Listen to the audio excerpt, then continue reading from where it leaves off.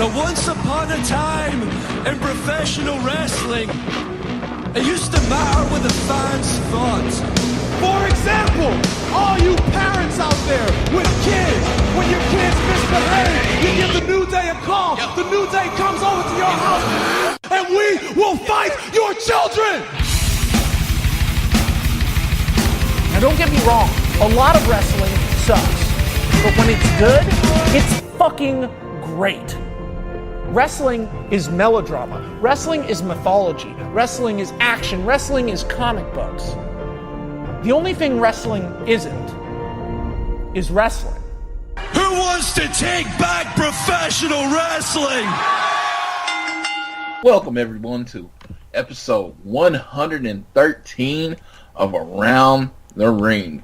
I am, as always, one of your hosts, Floyd, your Floyd and Savior Johnson. And with me, as always, is my faithful and always prepared co-host, Dave Brown. Silky Dave Brown. I can't forget the Silky. Because every time I get a new person to listen to the show, the first thing they bring up is just how smooth your voice is. So I cannot forget the Silky. How are you doing this week? I'm doing well. I feel bad that you're lying to our the fine folks who are listening, saying I'm always prepared. I'm not sure we should set that expectation. So, well, you know what? Another thing I do get complimented on is our sound quality and how it does not sound outside and all that stuff. So what people might not know is Dave handles all the producing. He didn't, that part of it, the sound. Making sure we sound good and good. I show up, I watch wrestling, I come and talk, and Dave pretty much handles everything else. So that's why that's why I say you're always prepared. You might not always watch the show. You got a family and stuff, I have my girlfriend and I have football. So there's nothing really to get in the way of me watching the shows. Well, I appreciate the compliment, and thank you to everyone who does listen. We appreciate each and every one of you. So thanks, and share the show. Bring us to your friends. As we'll start off by reminding everyone that we are running our first ever contest. It is for a VIP pass and to Oaklamania and an entry into Oaklacon. We're actually going to announce the winner next Sunday. It's going to be opposite of our show because what we're going to do is I'm going to actually record a video of me picking the winner, and we'll upload that to the Facebook page so everyone can see it there. So that won't be actually announced on the show. That'll be additional on, but definitely tune into the show. I will say who the winner is, of course, but I just want everyone to know that we are being upfront. Share it. It's your last week to enter, definitely, and you get to sit next to me and old Silky here as we attend, as we go to a wrestling event. Hold on just a second. So Chandler, our interview today, Chandler just said he was told that the interview was at 10. So are you good with waiting till 10? That's fine. That is no problem. So yes, for those of you who don't know, we are going to have a guest on this week. Chandler the Truth, I'm forgetting his last name. Hopkins. Yeah, from the Imperial Wrestling Revolution. Great talent that we're going to see at Oaklamania. He's going to join the show. So that will be awesome. We will have him on later on. But yes, so the contest. So check this out. It's easy to do, but there are a few steps, and we need you to do all of the steps to be qualified. So step number 1, I need you to go on Facebook. Facebook.com/AroundTheRingOK. That is our Facebook page. So first thing we need to do, head over there, click the like button, like the page. Then I need you to find the post. It's got a picture of the Oaklamania and Oaklacon logos that says contest. It's got a bunch of asterisks, and it's in bold letters, big letters, contest. So you go to that one. Read the directions. So step number 1, like the page. Step number 2, look at this post, like the post. Step number 3, comment on the post with your favorite wrestler of all time. And then step number 4, share the post on your timeline. So I know it sounds like, my God, why do you have us doing so much stuff? It's really not a lot. It will literally take 30 to 45 seconds of your time if you really have to think about who your favorite wrestler is. And this is all we're asking. And you get, some free tickets to go see Oaklamania and get into Oaklecon. That's really awesome. So again... And there's no wrong answer on who your favorite wrestler is. Even if you don't have a favorite wrestler. Enter in a wrestler. It could be Chandler the True Hopkins. Yes. I think he would like that. So, yeah. So yes. I was say, it could be whoever it is. You may be new to wrestling, and he's like what you know as a wrestler. That's great. Yeah. We don't care. We're not going to call you out and say, that can't be your favorite wrestler. Yeah. Any wrestler. Well, maybe if someone said Eva Marie or who is the chick who tried to pin the girl when she was on her stomach? Oh my God. Oh God, she was in the Funkadactyls. Damn it, she played the Cameron. Now, if someone legitimately says Cameron, I might have some issues with that. No, I'm kidding. I don't care. If it's Cameron, it doesn't matter. It does not matter, as The Rock would say. All you have to do, go to facebook.com/AroundTheRingOK. Like the page. Like the post. That is the contest post. Comment in the post that with the name of your all-time favorite wrestler, even if it's Cameron, we will not judge. And then 4, share the post on your timeline. You do have to do all 4 of these to qualify. So please do so. If you don't do all 4, you won't be in the drawing. The drawing will be the reveal will be posted on our Facebook page next Sunday. Our Floyd and Savior is going to take care of that. It's going to be awesome. And yeah, so please sign up for the contest. We would love to hang out with you. It's going to be a good day. You know what's funny is I was looking at our schedule at work for October, and I'm looking at it, and I was like, October 7th? Why do I have that day off? And I was like, I don't remember. Oh, Oaklamania. So I legitimately forgot for a minute why I had a Saturday off. I was like, that's weird, because I work on Saturdays. So I'm looking forward to it. It's going to be a blast. Yeah, I'm really looking forward to it. This morning, in preparation for our interview, I've been watching Chandler the Truth Hopkins matches. And yeah, you'll definitely hear some more comments on it, some comparisons. I don't want to get into all that right now. But yeah, I am very much looking forward to Oklahoma. Agreed. So yeah, it was a week in wrestling. And yeah, not a lot happened, but it seemed like on every show something significant happened. So you want to start with Monday Night Raw? You know what? I want to start with the Mae Young Classic. Oh yeah. So it's the women and more than ever have been highlighted as a key facet of the WWE. No more than right now.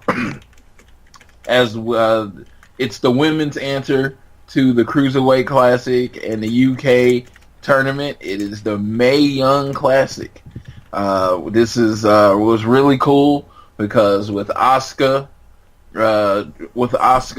relinquishing the belt and heading to the main roster. I mean, unfortunately and unfortunately, there's a bit of gap on NXT and what the upcoming women's division is, and we find out at the end of the show that the winner is gonna be in the match to determine the new NXT champion. So in this Mae Young Classic, I thought they were gonna have some warm up matches, something to display the women. Were you shocked that they didn't have anything? I was. It was. So the match itself. Okay, so let's talk about the presentation first. There was a lot of killing time, and it wasn't. This could have been done better. And the thing I just kept thinking the whole time is this should not be done after SmackDown. Because honestly, up through the beginning of the match, especially during Renee Young being carted out there, standing next to the trophy, having to yammer on for a little bit and kill some time. And then during the entrances, that crowd gave no fucks. They did not care. Yeah, and they say it like the women aren't treated less than the men, that they're treating equal. But I think this final said everything. It seemed like a second-class final. It did. It had this been done in Full Sail, in front of that Full Sail crowd that was just bonkers through the entire tournament for these ladies, it would have been a whole different situation. There would have been, it just would have felt so special. And this was cool, but it didn't feel special. It felt more special than, say, a random episode of 205 Live. I'm not dissing 205 Live. I'm just doing a comparison. But still, it's after SmackDown. You have Renee Young going out there, and she's just yammering some bullshit, and then you show some video packages, and it's just It felt second class. It did, and if you're gonna do something like that, Las Vegas is not the city. You do this in a smarky city. Las Vegas is not the smarkiest of Smarkvilles. So, no offense, Vegas. I mean, you guys did cheer for the big guy. I know he's a hometown hero and all, but damn. So, yeah, trotting out Shayna Baszler and Kairi Sane, who the majority of that crowd probably didn't know, not a great idea. Yeah. I just, like I said, it was... I hate to keep using this term, but it rang as second class, as in, hey, these are women, this is all they get. Right, and it had to follow up. I mean, what did this crowd see right before that? Vince McMahon and blood. So, yeah. It's hard to follow up that. I mean... Yeah. You feel bad for anyone following that segment, and we'll get into that segment later because it wasn't the bee's knees, but it's still going to be hard to follow that. And from everything I saw from SmackDown this week, that crowd kind of sucked. And you put it was a Vegas crowd, man. And why? Think about what you're thinking about doing in Vegas. Going to see a wrestling show is probably very, very low on your list. Exactly. So why the hell they would put this in Las Vegas? No, you do this if you are insistent on doing it after an episode of SmackDown, which is just dumb. You do it in Chicago. You do it in New York. You do it in Boston. You do it in L.A. They're all about the women's wrestling in L.A. Right. Hell, you do it in Orlando. I mean, you get half of that crowd would be Full Sail people. So it's... Yeah, and the other thing I kept thinking, I was wondering, I was like, we just not, say, a month or so ago had a TakeOver event. Why couldn't this been done after TakeOver? I mean, I know some of it is they're trying to get the people who watch on TV to turn over to the network and watch this. I'm sure that has a lot to do with why they did this. They're trying to get some of that SmackDown audience, and I suspect they figured they'd pop a rating with Vince being on the show. Who knows how far in advance that was planned? Probably not very far. If from what we understand about WWE planning and booking, it's real, fly by night, seat of your pants kind of crap. But it just didn't make sense. I kept thinking, I was like, had this been done after that last TakeOver show, that crowd would have been amped. They would have been so amped. They just saw, Adam Cole debut, and they would have been on fire. You bring out those two women, and they just beat the piss out of each other for 20 minutes, and it would have been fantastic. But no, you get this after SmackDown with a crowd of, people in Las Vegas who, God bless you guys, but not the best crowd in the world. I mean, it would have been worse had it been like in Corpus Christi, because that town sucks for WWE shows. Those crowds are deader than doornails. So it's not the worst city they could have done this in, but it certainly wasn't the best. And it was a shame because those ladies went out there, they worked hard, and whenever they showed people in the audience, like when they showed that moment where they had Toni Storm, Piper Niven, Mercedes, and who's the other one? Was it? Because there were four of them. It wasn't Dakota. It wasn't Dakota. She didn't show up. I was actually upset about that. I thought she should be in the four. Piper, Tony. It was. I don't remember what the other one was. Because I thought it was one of the ones who made it to the semifinals. It was. So it was because it was okay. So Candice LeRae. Candice LeRae. Yeah. Okay. And they didn't get much of a reaction. I don't even think Ronda Rousey got much of a reaction. Now, to be fair, as the match went on, the crowd got more into it, but it would have been so much better. The whole thing would have been so much better in front of a different crowd. And crowds really do have an effect on your enjoyment of a wrestling product on television. And I'm sure, even live, I'm sure it's the same thing. So, it has made. I have come out of what would have been considered bad matches, actually thinking, man, that might have been better than I thought, just because the crowd was more into it. Right. Yeah, exactly. And yeah, so this would, another city would have been good for this? Philadelphia.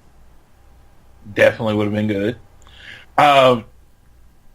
It's funny. I insulted Philadelphia really bad. My friend said he heard someone in the group said he'd heard that scouts were in Philadelphia scouting locations. I was like, for Mania? And I was like, I think they can do better than Philadelphia. Damn. All offense intended. Wow, what's wrong with Philadelphia? The fans, dude. I think you get in a fight there. You might. It would be. It could, but that could be entertaining as hell, man. I mean, that's like British UK football fans. It's like hooligan action in there, man. That'd be. Yeah. They invented hijacking the show. They did, and they do it better than anyone. Before it was even like, oh, we're gonna hijack the show. It's like we're just gonna keep being Philly. So no, I wasn't there. That does not excite me. Now, what if they did like the Royal Rumble in Philly again? It's in Pittsburgh this year. Yeah, any of the other ones, to me, like the arena shows, but on a football field, I think that's even offering more drunkards to come out. True. Though one thing would be really cool, an NXT taping at the old ECW arena. The 2300 arena, I think is what it's called now. Yeah. That would be cool. Though I think it would sell out in probably like 30 seconds. But I think that would be very cool to have NXT in there. It's a city I've never been to. That's becoming fewer and fewer as I get older and go to more events. So now that one thing, would be cool part of it, but true. I feel like if I go to Philly, it would definitely be a wrestling trip because you see the Rocky statue. You see the Liberty Bell, and then you have a Philly cheesesteak. You're like, okay, I'm ready to leave now. Well, see, there's a really good punk rock music history in Philly, and a lot of great bands have come out of there. So knowing my luck, I would go there, and there would be absolutely zero shows. No one would be playing, and that would suck. But yeah, for me, I would want to hit up all the local punk dives and see that history. But otherwise, yeah, you're right. You look at the Rocky statue, you look at the Liberty Bell, and yeah, you look at you go have a Philly, and it's like, all right, I'm good. Yeah. So what'd you think of the match itself? I just thought it was a match. I thought it was a match. They told a good story, but I honestly would probably not even put it in the top 5 of matches I saw in the Mae Young Classic. Yeah, I think it was a good match. I think it wasn't a great match. I think it would have been a better match in Full Sail. Just one, because of the crowd, but two, I think the crowd would have hyped them up more. Because here these ladies are. They've been coming out to this Full Sail crowd, and I'm sure a lot of the Shine and Stardom events that they do, and I can't remember which of those promotions they're in, if not both. Kairi Hojo was in Stardom. I don't think Shayna Baszler. I don't think. I am not sure. So fact check me if I'm wrong. I don't think she has wrestled in Japan. I think all her wrestling is in America. Okay. So there's the main 3 kind of female wrestling organizations. There's Shimmer, Stardom, and Shine.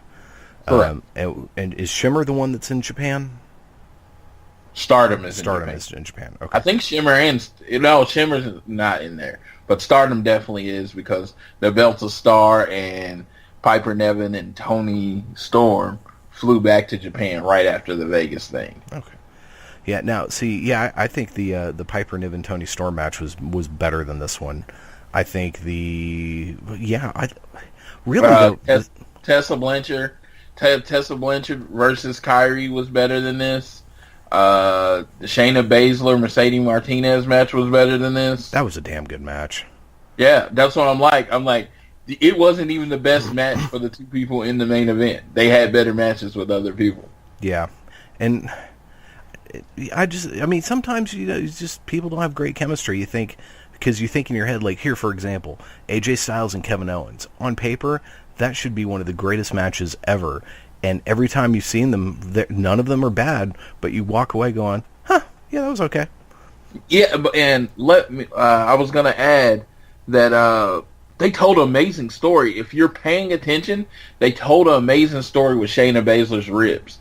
Even when she was in the corner, and she usually goes for the elbow, Baszler covered up, and she elbowed her right in the ribs. And it told a great story. It was just, I don't think the normal wrestling fan would have caught it. Exactly. I think overall it was a good match. It wasn't bad. It was a little slow in parts, and I just think the two of them don't have a great chemistry together yet. I think they could at some point. I think this is one of those. Baszler she's still kind of green. Yeah. And the only match that she had more than 5 minutes was basically with the person that trained her. Right, and so it's perfectly reasonable that they're going to have a great match together because they've worked together so much.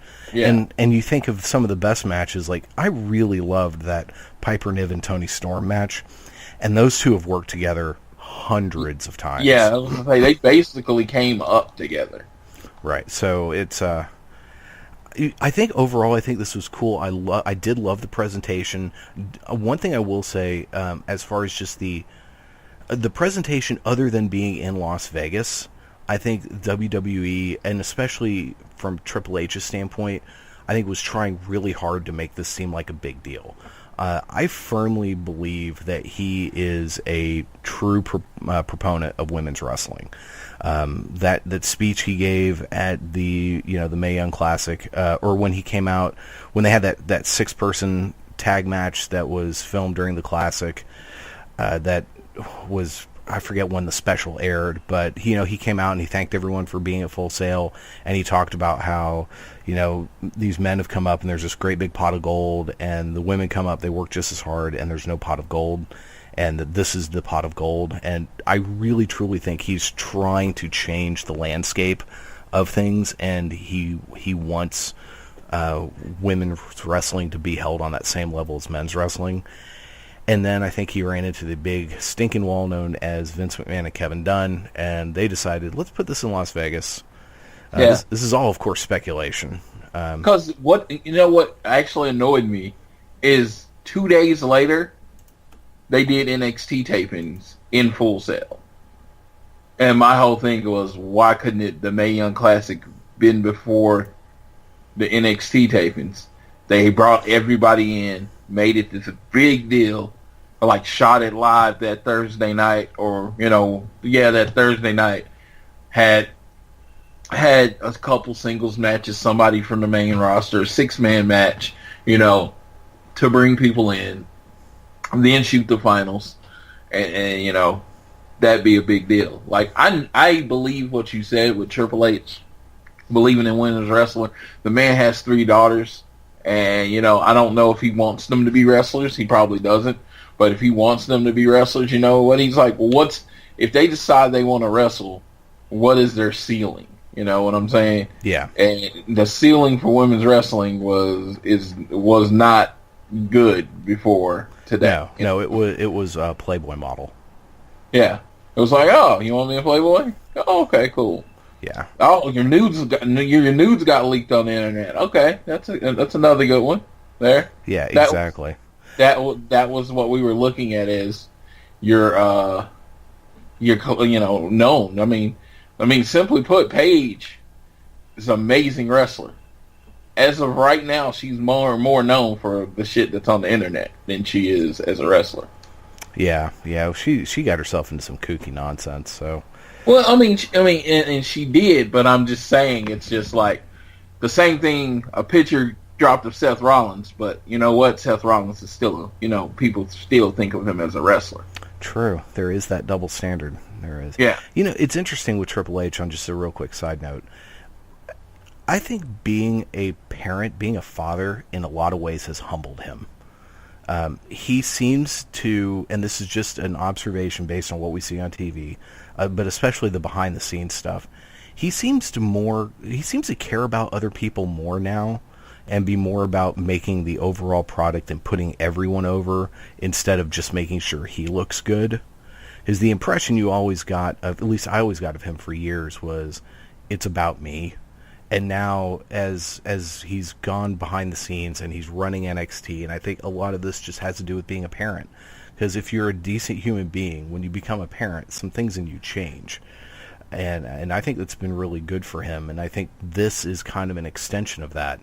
And one thing I loved in that clip I was talking about, there was this "Please sign Jazzy" chant.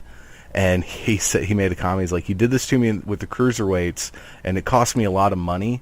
I've got a budget, and it was hilarious because Jazzy Gabbert got the Cedric Alexander treatment, and she was impressive from that match I saw her, and she is an actual dominating big woman, and she's not, and I mean big because she is tall and muscular. She's big in the way China was big, kind of thing. Yeah. And it could someday, seeing her square off against Nia Jax, that could be really interesting. I agree. Big on. She's someone that I actually fall into the WWE's line of thinking. You look at her and you don't take your eyes off of her. Yeah. And that's money. I mean, she's someone you would pay to see. It's someone I would pay to see, and because she looks different than what you're used to. So I can definitely get behind that signing. I don't know Nia Jax, as much as I love her, and everyone knows how much I love her, she needs more work in the ring. I think they actually brought her up too early. Oh God, yes. They brought her, maybe not as, she was not as glaring as, say, Dana Brooke. Yeah, and a lot of that has to do with because she's big, she gets to wrestle a lot more basic than anyone else. Right. Dana Brooke is not big, so she can't just fall back on just doing body slams, leg drops, and splashes. She can't do that. She has to wrestle. She has to work. And I think you notice, there's glaringly obvious she is not that great of a worker when she has to work, especially with people way, way better than her. Yeah, and the weird thing with her, and I know that we are really digressing here, but I always thought the weird thing with Dana Brooke is that for a while she was really improving, and she was getting better, and her mic skills were always just through the roof.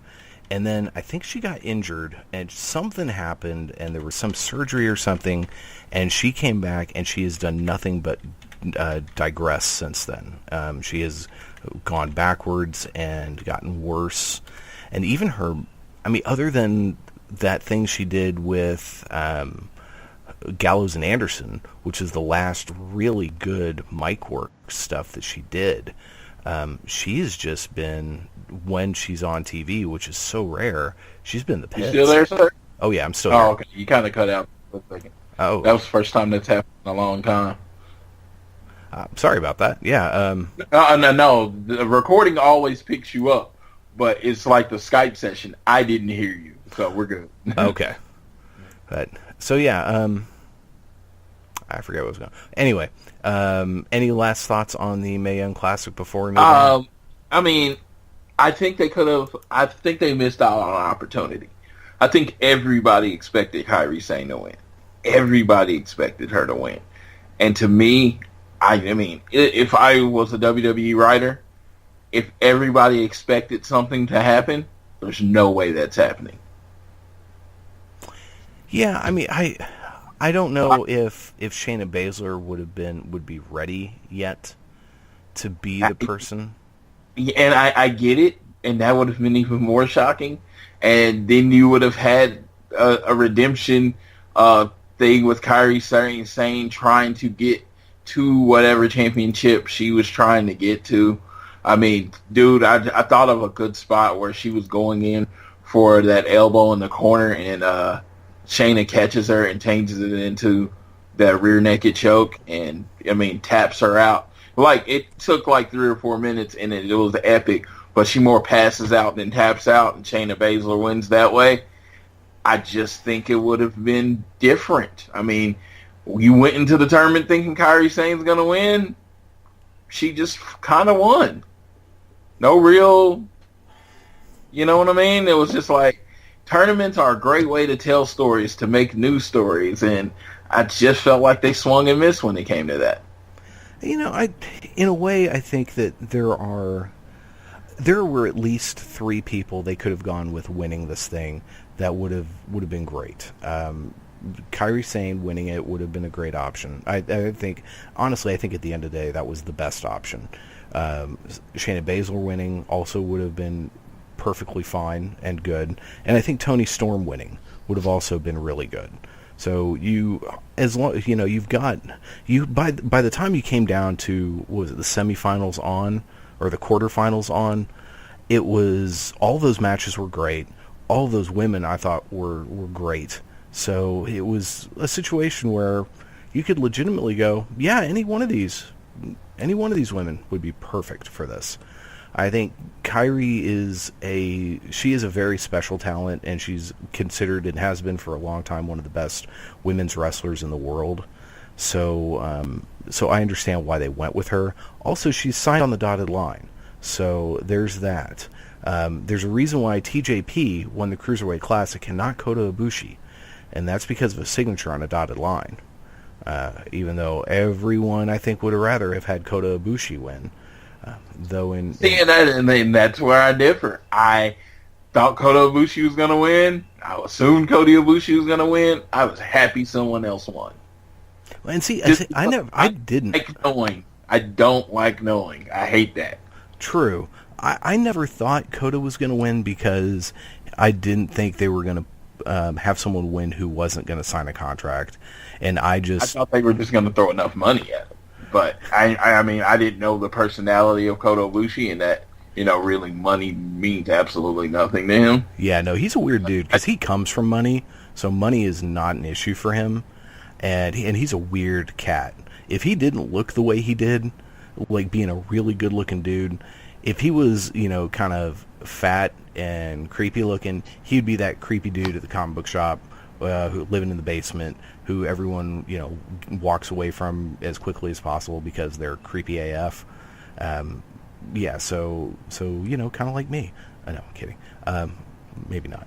But yeah, Kota Ibushi's a weird guy, and he gets away with what he gets away with because he's good looking.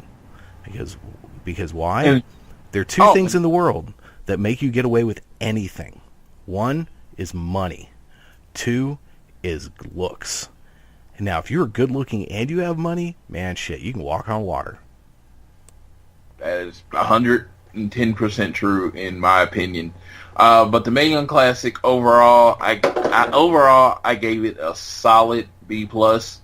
As far as entertainment value, like I'm a big person on finishes, and I thought the finish was kind of so that's why it gets a B+ and not an A.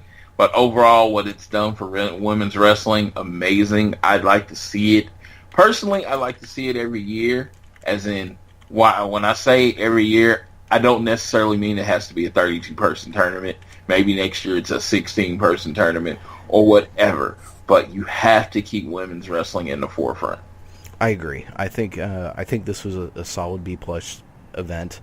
I think some parts were better than others, but overall it was a really good first effort, and it is something that, yeah, I'd love to see them coming back every year and doing. I mean, if they're doing the Dusty Classic every year, then no reason not to do the Mae Young Classic every year. And now, I don't know if they're going to transition and make it part of just NXT and do it on NXT, which would be fine, or continue to do specials like they did.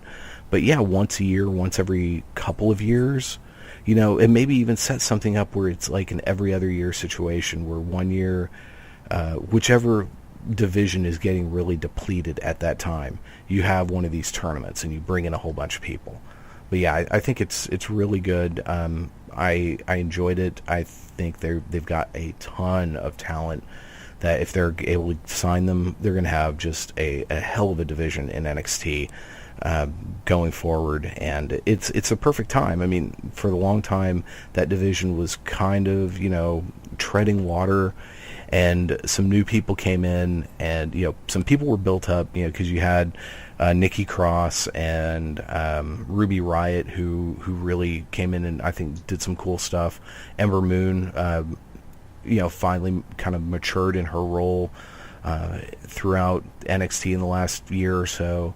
The Iconic duo they're great. They need to find something for them to do on SmackDown or Raw, because those two there's nothing else for them to do in NXT really. And so you've now got this opportunity where you bring in, Piper Niven, Toni Storm, Kairi Sane, Shayna Baszler, Jazzy Gabbert. You bring Rachel Evers, Tessa Blanchard. You bring all these women in, Bianca Belair, who's already in, and you've got a hell of a division now. And I think it's gonna be fun to watch. That's for sure. And NXT is my favorite wrestling show every week, so it makes me excited that we're gonna have some fresh blood in there. And also, they do good things with it being only an hour long. No one gets rammed down your throat. And so I like that. So, I have been, I think I've mentioned on the show toying the idea with that NXT going an hour and a half. Especially, I've heard the rumors that they're going to pretty much absorb the UK people. So the UK title is going to be renamed like the NXT UK Championship. That's what I keep hearing. And I'm completely fine with that. NXT's needed a secondary title for a long time. You have a title that's just kind of floating around in Nowheresville. And, they even hinted at some of that this week on NXT, which we'll get to in a little bit. So, yeah, I say absorb those guys. Does that mean I get, Pete Dunne against freaking Drew McIntyre, or Pete Dunne against Roderick Strong? Or, hell, even Pete Dunne against No Way Jose. That could be entertaining. Sign me up. So, I definitely agree. And I kind of touched on this, but Kairi Sane is going to take over Houston, and she will be in the match to determine the new NXT Women's Champion. They have not said officially how they're going to determine who she fights. I imagine there's going to be some kind of qualifying match tournament in NXT. Again, I have no problem with Kairi Sane. I think she's a great wrestler. But if she just comes in and you give her the NXT Women's belt like immediately, I think that's just dumb, because there's really nowhere to go after that. Yeah, and in fact, I think it would be kind of cool. That might be the moment where you finally give Ember Moon the big win. Let Ember Moon win in Houston, get the title, and you could have it be a multi-person match so that Kairi Sane doesn't have to take the pin, and maybe in that match she ends up starting a feud with someone else. I asked the question, what's wrong with her taking a pin? Generally, when you come from the outside and you built your name a la AJ Styles, Samoa Joe, generally your first big match you lose. True. I mean, both Bobby Fish and Kyle O'Reilly ate pins in their first NXT matches. Yeah, it was like, so what's wrong with her losing? True. I mean, that's what I was like. It was like Asuka came in and she won 583 matches or whatever in 583 days as a champion. It was just like, as far as when she goes to the main roster, I mean, I guess that's good. There's tons of stories to tell with her, because you didn't tell really any stories in NXT because she never lost. No, all she did is F people up. Yeah. So it's like, okay, cool. all right, so Kairi Sane's 5'1", like 105 pounds. She shouldn't dominate like Asuka did. She just shouldn't. That's true. That is very fair. Yeah, absolutely. Yeah, I mean, she's a great wrestler. She should put on great matches, and sometimes, you know what? She should fall short. Just like that's just what wrestling is. I just think if you bring her in, you give her the Mae Young Classic, she wins the NXT Championship, blah blah blah. It's just like, okay, we saw all of this coming. Tell me an interesting story. That's what I say about wrestling. You will hear me. The wrestling is not, competitive sports, right? So the focus in wrestling. You have all these great wrestlers. You went out and signed the best of the best, so you know they can work. Just focus on telling a great story. Yeah, no, that's a very good point. I concede that point. Like, I just want to be shocked. I want to have a reason. Like, you basically quit turning on Raw and SmackDown. Pretty much, yeah. Yeah, there's no interesting stories, right? No. Not at least not to the point where I don't feel like I need to watch Raw and SmackDown every week when there's so many freaking pay-per-views, and they do a really good job on the pay-per-views of bringing you up to speed on what you've missed on the important stuff. Yes, that is why the television product is failing right now, because you don't have a compelling reason to turn on the channel every Monday. I am an addict, so I turn on every Monday. But I'm never excited about it. It's like Raw's coming on. I'd watch Raw. That's what I've done since 1992 or 3. That's what I've done. Every Monday night I watch Raw. That's why I turn it on Raw. It's not because, oh my God, what's Stone Cold going to do tonight? Oh my God, can I hear a Rock promo? It's none of that stuff. I mean, I love Braun Strowman. Who's he going to beat up tonight? That's about it. And otherwise, there's no compelling stories. And I feel like they're stuck in this rut where they have to keep telling different wrestling stories. And I'm thinking you can probably go outside of wrestling or just find some of those same old stories you told and tell them differently. You know how you had the good guy win that time? How about having a bad guy win? How about having something else happen? You know what I mean? Actually, 205 Live did a pretty good job of that. I'll touch on that after we get through Raw, SmackDown, and NXT. But it's just, like I said, anything different, a different way of happening. It's like at the end of SmackDown, it was a shocking event that any person that has watched wrestling over the last 5 years saw absolutely coming. Oh yeah, that was, and we'll get to that in a second. But yeah. So it was supposed to be shocking. Yeah, we'll get there. So Monday Night Raw. So Raw starts off this week, and let me just say this: as far as in-ring wrestling, in-ring performing, it's pretty solid Raw. There was a lot of good matches. I wouldn't say a lot of good matches, but there were good matches. So we had Roman Reigns and Jason Jordan. Of course, you had Jason Jordan versus John Cena last week. You wanted Roman Reigns and Jason Jordan this week. They are taking a bit of an old school approach with this, using bigger guys to get a younger guy over, even though the younger guy's not going to win. So he got John Cena in the first match last week, so we get Roman Reigns and Jason Jordan. They actually put on a pretty good match. They told a pretty good story because Jason Jordan kept trying to go to the amateur wrestling and stuff, and he's like, Roman Reigns learned that from last week, and so he did a lot of reversals and things like that, which was actually pretty cool. It was like, hey, okay, so Roman Reigns is learning from what he saw last week. I thought, you know what, that's in-ring storytelling. I appreciate that. So it goes longer than the John Cena match. They actually put on a pretty good match. Roman Reigns wins with a spear. Yay. John Cena comes out and approaches Roman Reigns and, destroys him on the mic. Now, real quick, before you get there, I did also see the picture of Roman shaking Jason Jordan's hand. Yeah. So he did say give the kid some props. Yeah. Yeah. Well, this is a very old school approach. Back in the day, I remember Barry Windham was up and coming wrestler. So again, this proves my age. It was 1984. He was up and coming singles wrestler, and he wrestled Ric Flair to 2 60-minute draws on TV, and that got him over. He was good. He was good enough to hang with the champ, but wasn't good enough to beat him. I mean, now we don't do draws anymore, really. So you have to tell the story a different way, and it was just like, oh, okay, he got some good moves in. Man, you know what? I am now adjusting my top 5 for the week based on a name that you just dropped.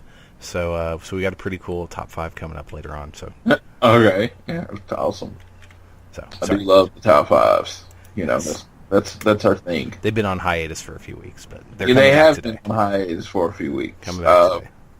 Yeah, so he looked good, and Jason Jordan looked good. Then John Cena destroys Roman Reigns on the mic.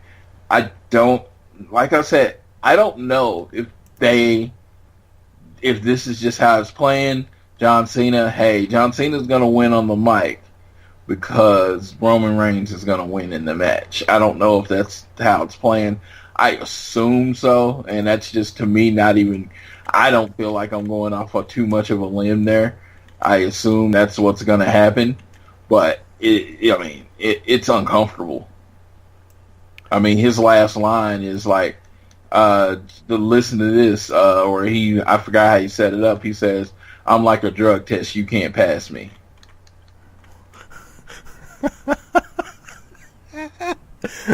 Uncomfortable. Has Roman had issues with drug tests? Yeah, he failed the drug test last year. That's why he got demoted to the United States champion. Oh God! I almost hate to say this, but I kind of love John Cena right now. His ripping into Roman Reigns, and I have watched a lot of this stuff, but he is just speaking the truth that fans have been saying about the way Roman has been handled. And I think at this point, for the most part, I think most of the fans agree that we're all pissed at the way Roman is booked, not at Roman himself, other than occasionally he comes off like a douche. That in ring, he's actually pretty darn good. His mic skills are iffy, at least with the way he's written. But yeah, it's right now, and it's ironic that it's coming from him. John Cena is the voice of the fans, and sometimes it's the way he says some of this stuff. It's like, should you really be the guy saying this? Really? But it works, and yeah, imagine Vince pondering this. He's like, who do I love more? Who gives me a bigger boner? John Cena, who's made me millions of dollars, or this new kid, Roman Reigns.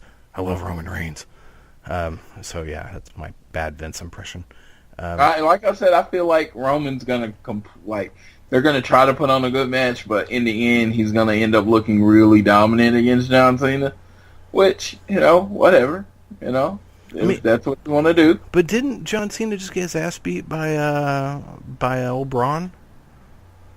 Braun Strowman? How did that? Because I didn't see that match. How'd that match go?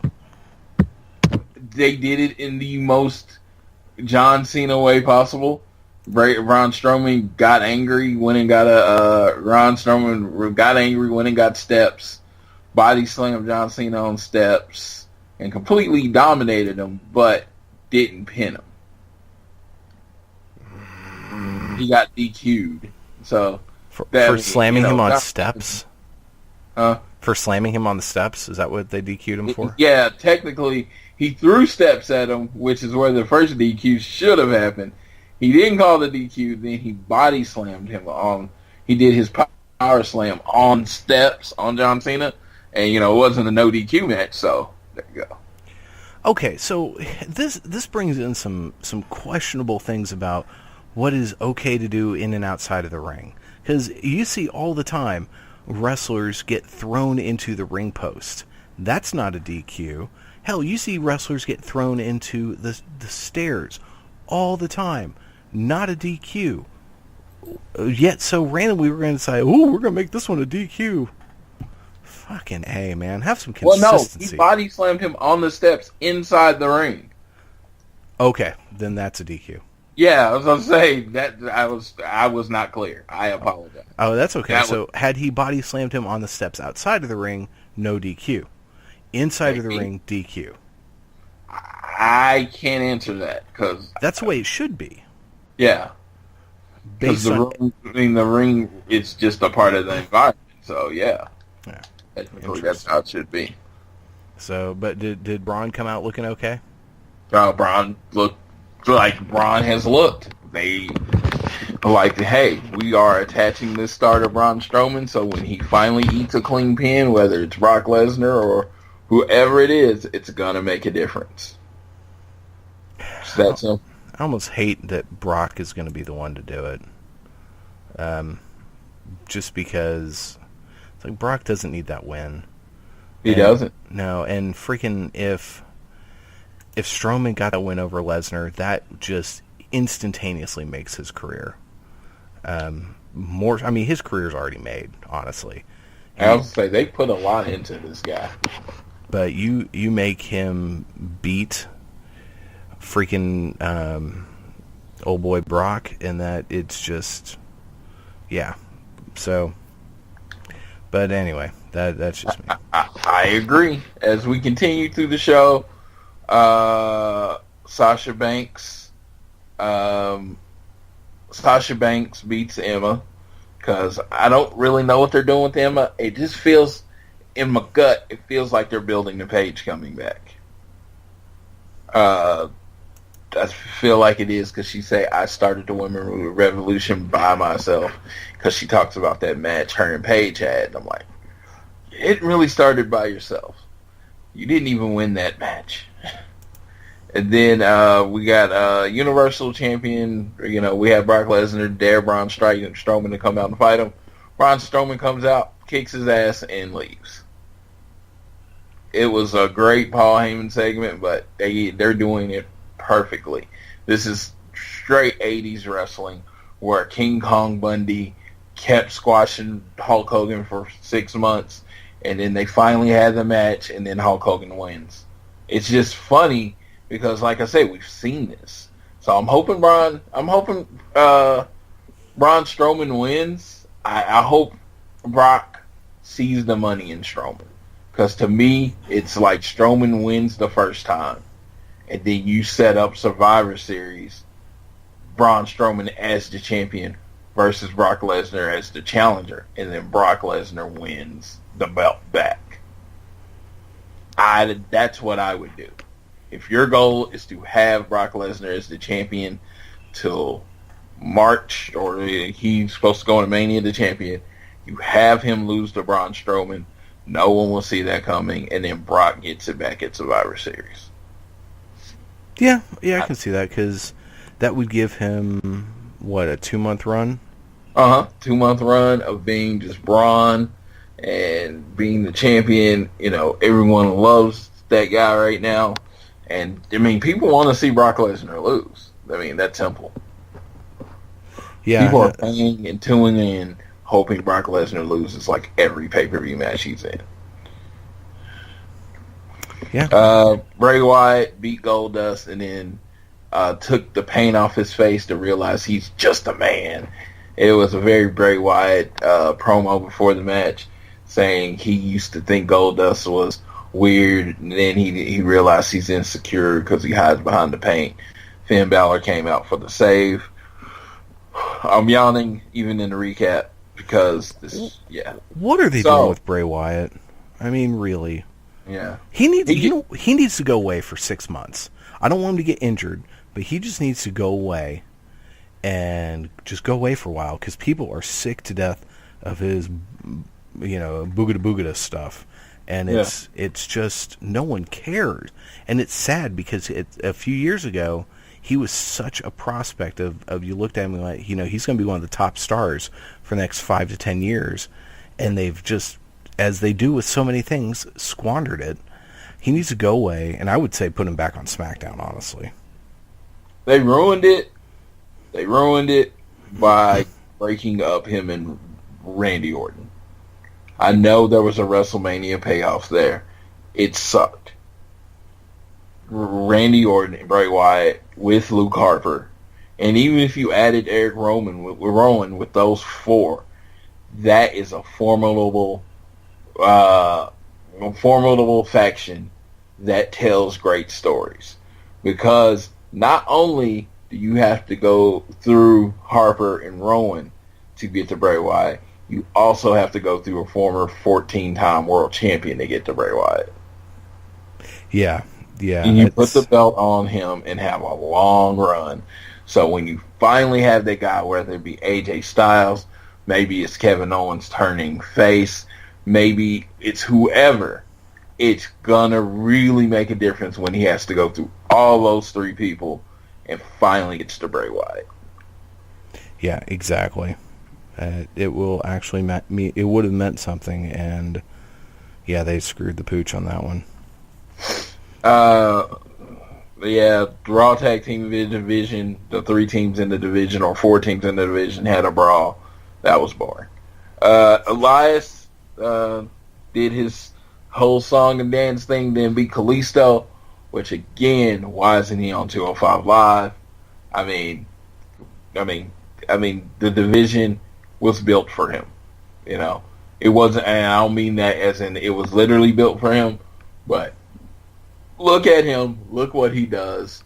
Who's going to make his belt and moves look better than someone that's around his size? Exactly.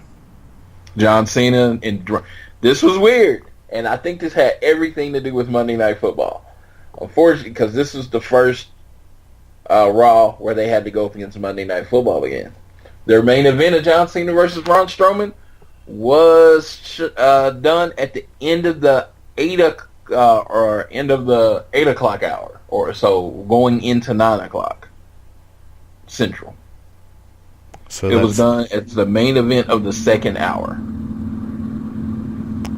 Another reason why they just need to get rid of that freaking third hour. Yeah, they did it as the main event of the second hour. I'm guessing because you lose a lot of people to Monday Night Football. But after that match, Intercontinental Champion The Miz and Maurice announced that they're having a baby. So congratulations to Mike, The Miz Mizanin, and Maurice Mizanin.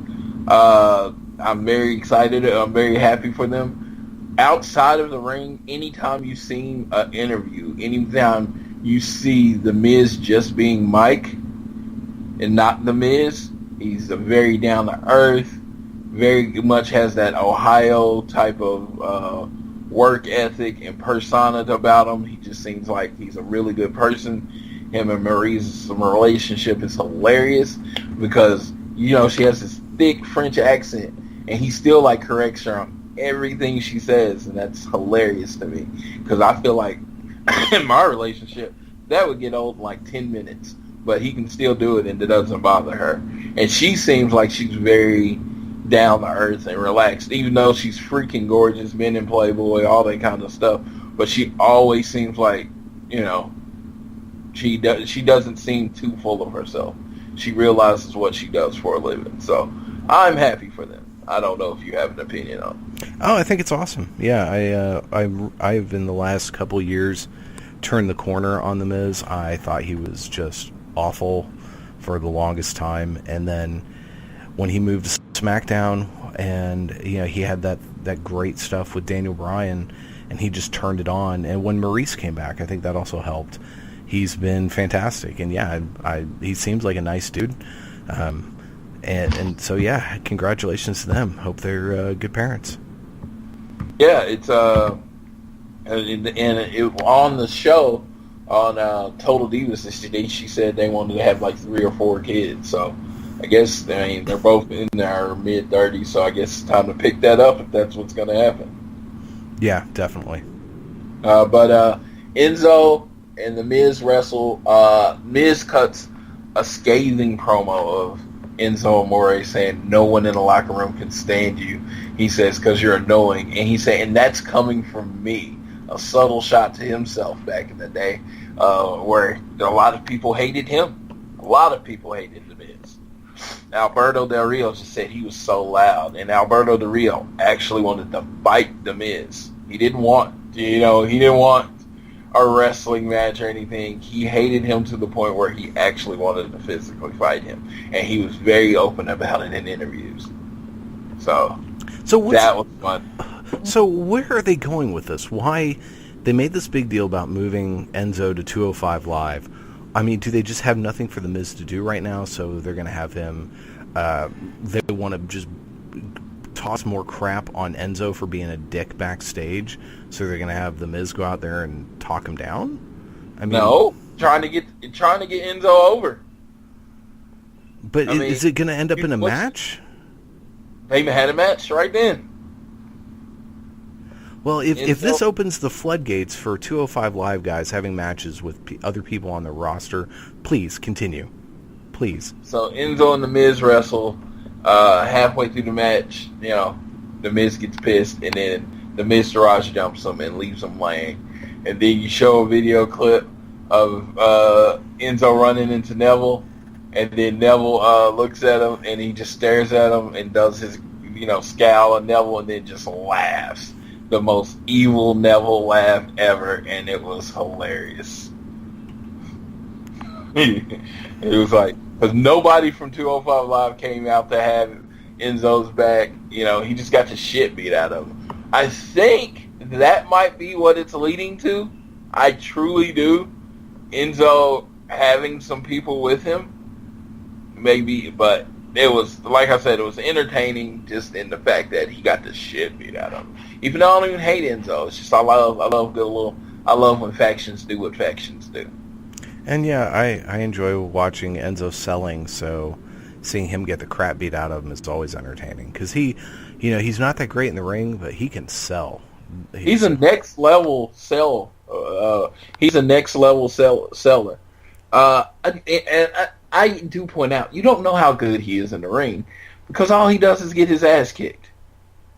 True. They don't let him get much offense in. It was like when they finally let him get the offense in and he hit his finisher on 205 and it looked ugly. I'm like, he's probably only did it like 7 times in front of people. Did he have a different finisher before? I don't even know. I don't remember. As a hardcore wrestling fan right now, telling you off my head without YouTubing, without wikiing anything, I have no idea what Enzo Amore's finisher is. Okay. Because he loses. Good. I don't feel so bad for not knowing then, because I have no clue. Yeah, he loses all the time. It's like, tell me what the Brooklyn Brawlers finisher was, you know? Did he have a finisher? Did he ever win matches? I don't know. No one knows. Is it counted as a finisher if you never finish anyone? Good point. Oh my God. Like, it's just a hypothetical finisher in the end because you never win. So, like I said, I don't know how good Enzo is in the ring. The one thing, he gets beat up really, really well. And it's like, when everybody's like, well, he's not that great a wrestler. I mean, other than other wrestlers saying that, how do us as fans know? Because the only thing he did was come in, get beat up, and then Cass came in and did all the offense. Yeah, pretty much. Yeah, so yeah, let's say he gets even and they start letting him do some offensive maneuvers. How comfortable is he with them? You know, I can do a DDT, but you put 10,000 people in front of me, probably not going to look the same. I don't know. I'm not coming to Enzo's defense. I'm just saying, pretty much people say he sucks, but you don't really have a lot of evidence behind it because he just gets beat up all the time. True. That is true. Anything else from... Yeah, the main event. Weirdest main event ever. And this could tell you, like I said, they were done after the second hour. Because the main event was an 8-man tag. Dean and Seth with the Hardys versus Cesaro, Sheamus, Luke Gallows, and Carl Anderson. Of course the faces won. The heels backed up, and nothing happened. I kept thinking something big's about to happen because they're giving us this shitty main event. Nothing happened. It just went off there. That's fantastic. Yeah, exactly, right? God. SmackDown, yeah, Sin City SmackDown. They built this SmackDown up as basically a mini pay-per-view. And in a lot of ways it was. It was. Because Kevin Owens kicked off the show with some grand ideas of how everything he was going to change about SmackDown once he takes it over. Most important thing that made me laugh the most is he's like, Sami Zayn, you're fired. And then he said, I forget the main announcers on SmackDown's name. Todd Phillips. It's Todd Phillips. And it's Byron Saxton. He's like, we're gonna get you get you a suit. And they were like, you like, understand, I didn't mess up on my plural. One suit. You both say the same thing, so you might as well be just the same person. And he was just cracking up. He never cut on Corey Graves. He's like, he loves Corey Graves. But yeah, he just went. He was basically a 20-minute stand-up session on everything that's wrong with SmackDown. Well, it's about 10. And then Daniel Bryan came out and said, Vince McMahon's coming. You're not going to like what he has to say. And that left that ominous thing there. Then we had AJ Styles and Ty Dillinger. And what I feel was the highlight of SmackDown. They put on a really, really good match. I think people forget how good Ty Dillinger is in the ring. He has the 10 thing going, but the kid is good in the ring. He hung with AJ every step. He was right in the right spots. I look at wrestling a lot differently than other people. I didn't see a lot of scooting into position. It was somewhat stiff. They did throw a lot of forearms and everything like that. AJ Styles gets the win with his beautiful calf crusher, which I always thought, I noticed something this week.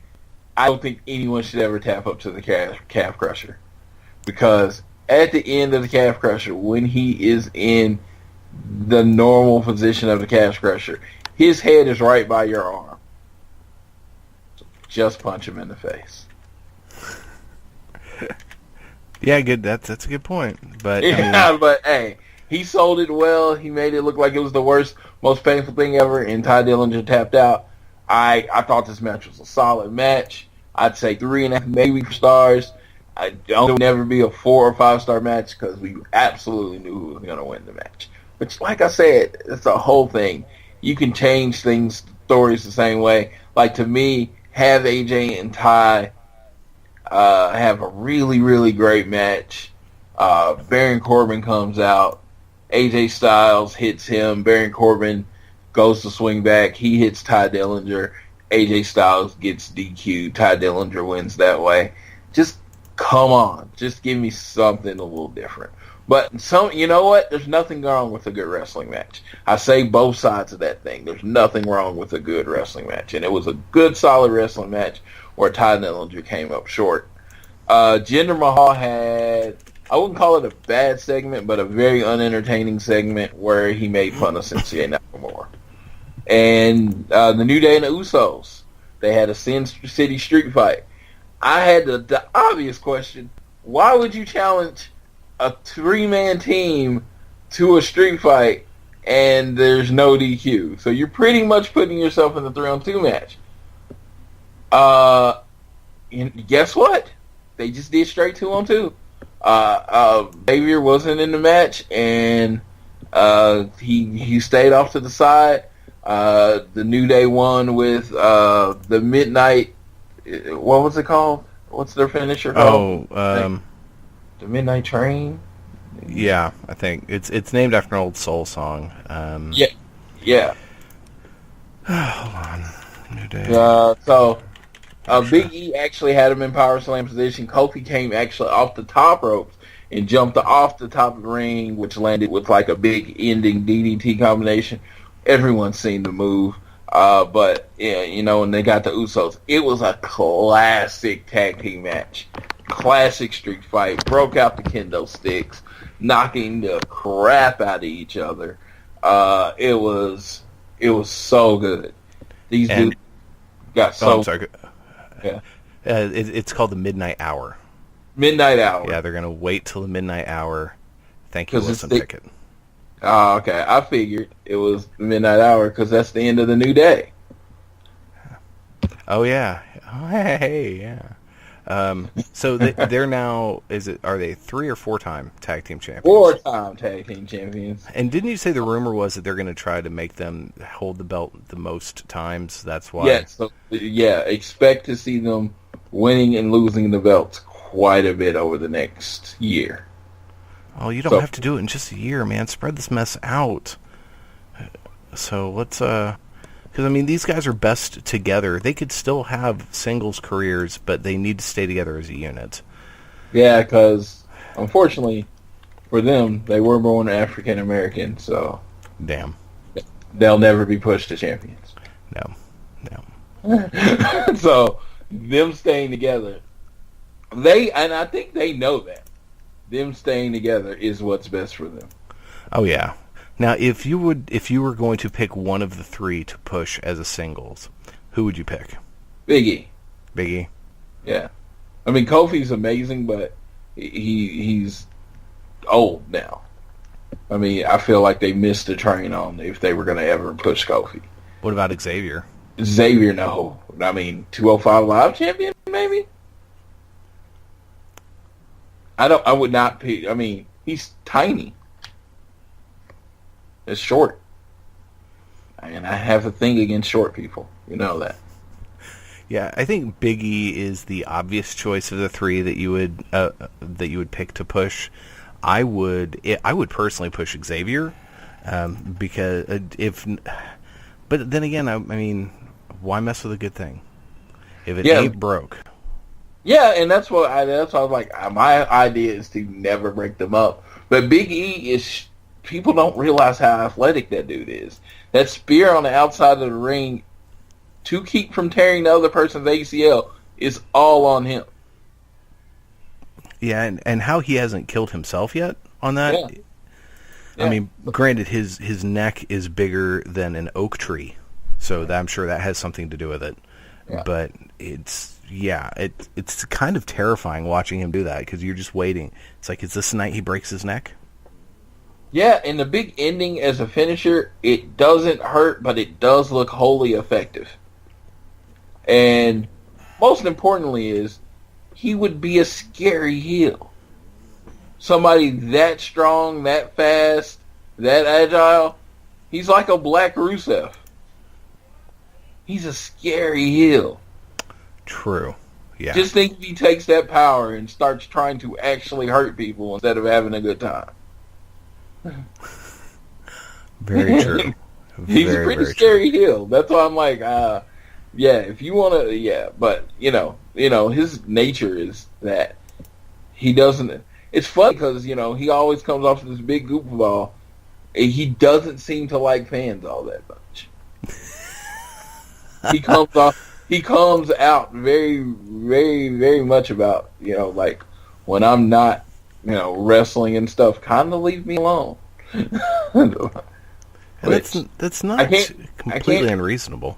It's not unreasonable. It's just, if you want to be the number one guy, you pretty much can't be that way. John Cena, I've heard, is not the nicest person, but then all I hear is that anytime you want an autograph or whatever, he'll stop. Well, yeah, I think he knows where he makes his money. Exactly, and that's all I'm saying. That's all. Actually, that's exactly what I'm pointing out with Big E. Know where you make your money. Yeah, your money is in people buying shirts. But I think what it is, and I think this is again a great reason for them to be in a group. Xavier is the outgoing person of the world. Xavier doesn't really care if I'm using this as an exaggeration. Please never do this. He doesn't care if you come up to him in the bathroom. He'll shake your hand and take a picture with you. That's an exaggeration. So you're saying next time I'm in the bathroom and I see Xavier Woods, I walk up to him, I slap him on the back. Hey man, how's that up, down, down? And please do not bother Xavier when he's in the bathroom. All right, so you got some. You got some of that vanilla British action. You go, boy.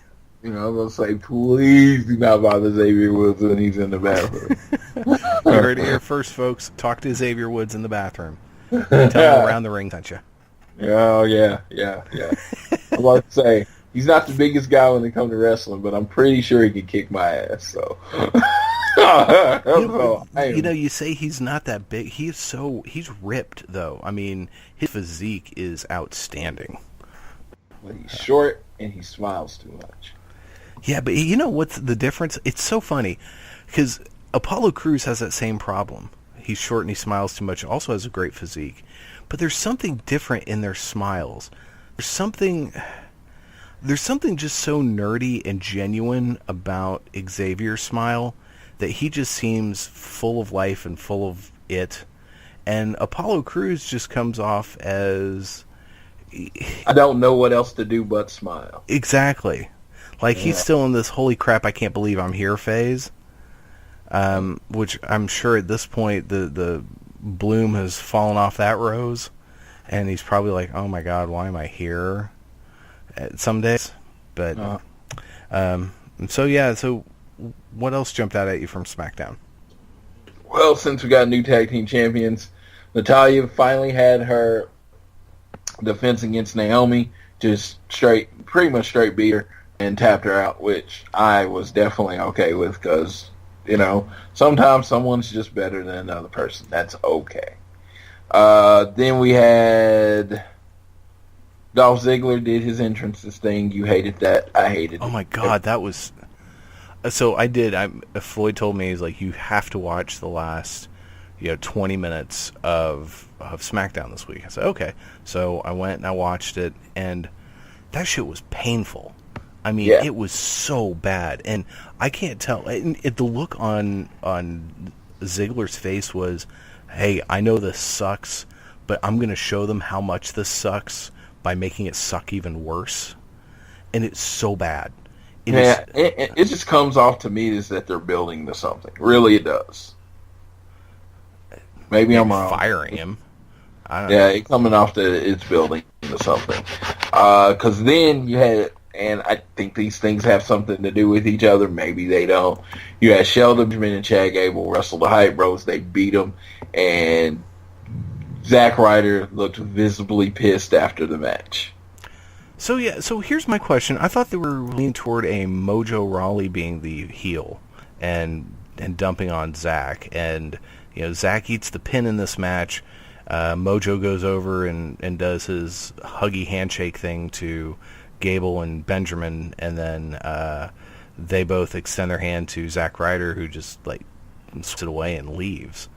Yeah. I think, you know what? They have an idea. You're going to be the heel, right? Then they're like, okay, they're doing stuff behind the scenes and stuff. They're like, because, they practice a lot of this stuff before they ever put it on TV, which makes it even worse when you think of the Dolph Ziggler thing. But Mojo, he's doing his thing. I don't buy you as a heel. What? I don't buy you as a heel. Zack Ryder does it. I buy you as a heel. So, Zack, you're going to do this instead of Mojo. And, I can see that. I mean, Mojo doesn't really... He's very positive. He's very kid interactive. He's very kid friendly. He's everything the WWE wants in a face. He has, he's very well spoken. Very well spoken. I mean, this dude had some media training or something because he's amazingly well spoken. And so, that being said, that might not be the one person that you want to take away from that. Because you could have him at the Be a Star things. You could have him at wrestling parties because he is always hyped. He's like on a permanent cocaine high. And so you probably don't want to turn that guy heel because he's way more marketable than a guy that's been with your company like 15 years. Yeah. Yeah, it's Zack Ryder. That ship has sailed long, long, long ago. I was like, if you would have given me you and said, hey, we're building a Miz Taraj, it would have been the Miz, Dolph Ziggler, and Zack Ryder. Because, simply put, they're friends outside of wrestling. They're always at games together. It just makes sense that people that are actually friends with, being a Miz Taraj. Now, again, I can say this, it actually has worked for Curtis Axel and Bo Dallas, and it's got them on TV. They changed their look. They look really, really tough. So it has actually worked for the two dudes. It works with them. But those would have been my three. Zach, Dolph, and The Miz, because, again, they're friends. And it would have worked. Yeah. The Miz, Dolph Ziggler and Zack Ryder in a tag team, I'd watch that. Oh, yeah, Zach and... You know what? I like that idea. Just put those two together. They can both be bitter, angry people. You know what? And that might end up being what ends up happening. That's why I said I don't know if those two things are separate. Last is Kevin Owens in the ring with Vincent Kennedy McMahon. This segment, Vince McMahon goes in on Kevin Owens, and he basically says he would hold Kevin Owens up in court. There's no way he would ever give him his show. But he's like, I'm going to give him a match. Shane and Kevin Owens at Hell in a Cell. And then Kevin Owens does a really good job of the wrestling foreshadow. He says, I need permission to beat up a McMahon. And he's like, yes. And he shook his hand. He said, you have permission to beat up a McMahon. And he beats the shit out of Vince. Well, actually, he didn't really beat the shit out of Vince. He gave him a headbutt, right? Yeah. And then he gave him the bullfrog splash, as so eloquently coined, because, he's bigger than a regular frog. Thank you, JBL. Yeah. Fucking asshole. Because he's bigger than a regular frog, so it's a bullfrog splash. And,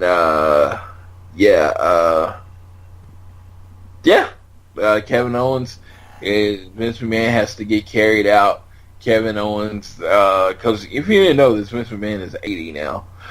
So this is like 80-year-old man. Wait, he's 80? Yeah, I think that's the number, 79, 80. Whoa, holy crap. Let's, let me see. Pull that on up. H-O-N, Vince McMahon, which I spelled wrong.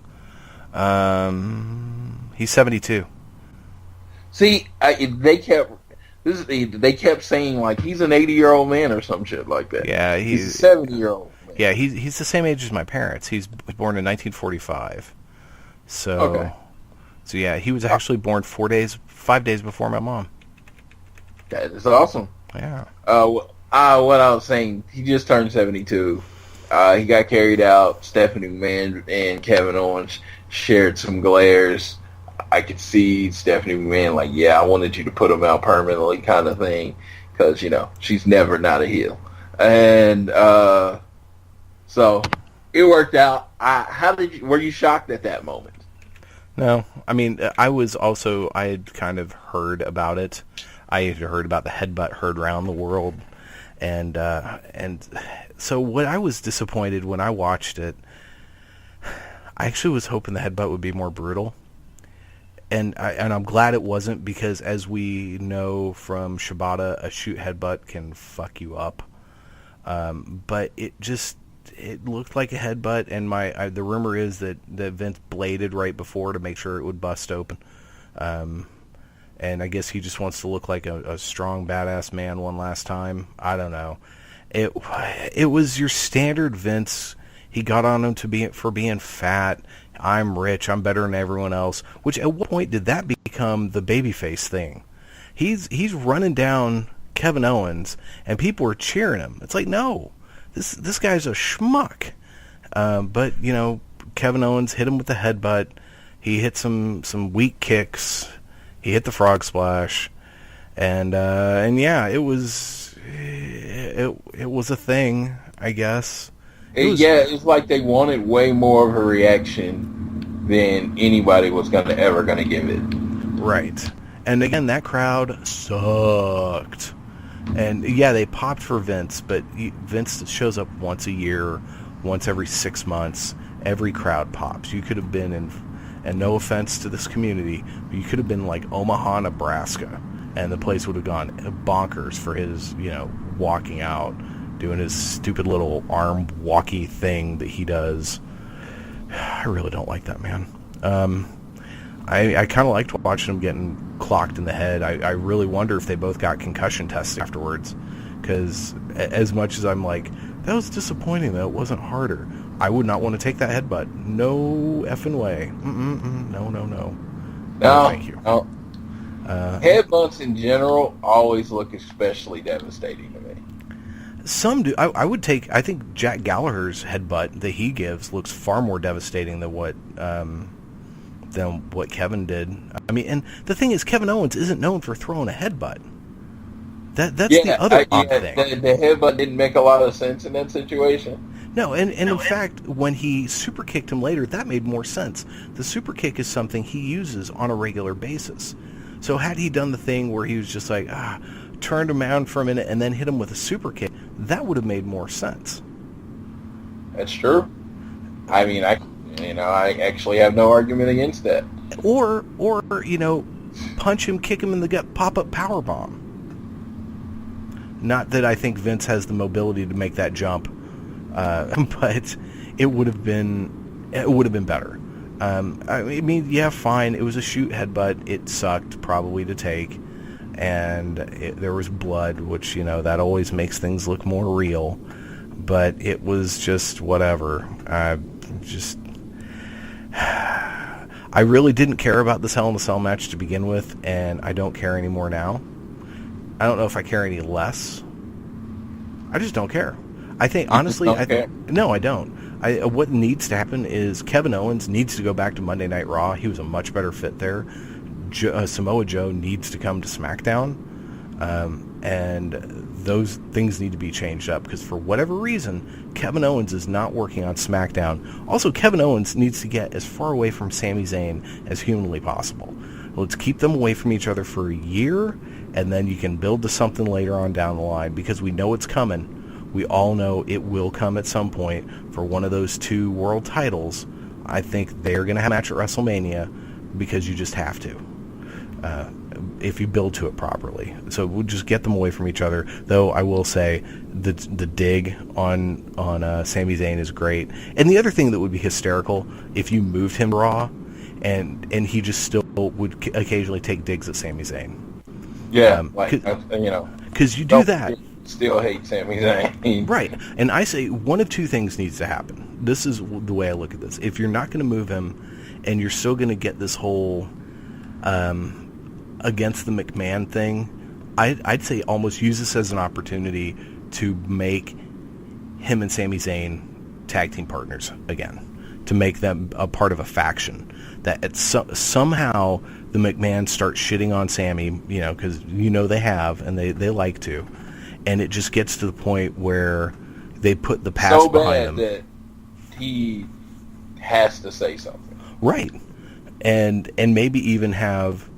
I don't know how you would do it, but that would be a good way. And basically what you would do is you would turn Kevin Owens' face in doing this, going against the McMahons. You would almost have to turn Shane kind of heel, or maybe what happens is Stephanie takes over running SmackDown, and maybe Shane is moved to Raw, and then Stephanie just shits on him and Sami Zayn, Kevin Owens and Sami Zayn, and they band together and maybe even form an indie faction, a faction of indie guys, and that just stand up and say, we're sick of this crap, we're better than this. Kind of like a face version of what they're doing in NXT with New Red Dragon. Yeah. So yeah, that was my thoughts on that. You're sticking with the name, right? I do like that name. Even though they have a name. And you know what the funny thing is, they've got a shirt, and there seem to be a couple of names on there, and it's like, so what the fuck are you guys actually called? Okay, well, we'll get to I guess we are there. NXT. My favorite show of the week. So Dave watches. Yes. Yes. Actually, I'm gonna. You know what? You can go ahead and lead the recap in the NXT since you actually watch it. All right. So we open the show. Billie Kay and Peyton Royce taking on Ruby Riott and a partner of her choosing. Of course, no one comes out to join Ruby Riott. And in my head, I was like, it'd be kind of cool is if Sanity's music hits and Nikki Cross comes out. Well, they kind of did that. So Ruby starts through the match without a partner, pretty much gets beaten down. Nikki Cross slowly comes out through the crowd doing her very creepy stuff. I love Nikki Cross, by the way. I think she's fantastic in this gimmick. And at some point, Ruby gets thrown into the corner. Nikki gets on the ropes, tags in, wreaks havoc over Billy and Peyton, tags out, and Ruby Riott gets a pin. And then the look on Ruby Riott's face is, what the fuck just happened? And she did that look really, really well. She did. She really did. And yeah, I love this wrinkle to them. Because the thing that bothered me, though, is the fact that their history, other than just saying they have a history together, was never really touched on specifically. They never said, what Ruby Riott, when she came in to NXT, the first thing she did was go after Nikki Cross. They never mentioned that, and I thought they should have. Real quick on an aside, one thing I did want to say about SmackDown is it is really nice having the old school NXT commentary team back together of Byron Saxton, Tom Phillips, and Corey Graves. And that is going to be something that will probably help me turn into SmackDown more often, because Corey Graves ripping into Byron Saxton on a regular basis is entertaining as hell. Just love that. But yeah, he's really good at it. He is so good, so good. But this match, I thought it puts a nice wrinkle into the story, and they're making multi-layered stories in their women's division. So you still have the upheaval with the title, but here you've got something that's not related to the title going on in the women's division. I think that's really cool. We had Johnny Gargano taking on Riddick Moss. Johnny Gargano won, because if he lost to Riddick Moss, what the fuck? And not a whole lot to say about that. The Street Profits, who are incredible, took on the Ely brothers, who are working on it. And Street Profits got the win. Those guys are super over. I love whatever it is. I guess they're getting a red Solo Cup picture on their phone that they're holding up. Except, what's his name? Montez Ford. He had a black Solo Cup this week.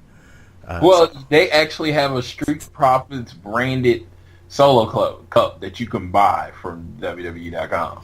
Okay. See, I kind of liked the red generic one. Yeah. But yeah, those guys, it is so nice seeing, what's his partner's name? Sawyer Fulton. No, not Sawyer Fulton. Angelo Dawkins. Who tagged with Sawyer Fulton. Yeah, it's nice to see him. I mean, he still stirs things, but it works. These guys are super entertaining. This is what I was telling, I actually told Rusty, because Rusty's very serious. He was on the show last week. Rusty's a very serious dude. I was like, I don't know what it is about that team.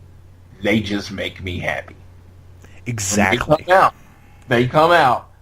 If I was having a bad day, I would automatically be in a better mood. You can't, they're fun. Yeah. Man, they are so much fun. They are super fun. And that's what I was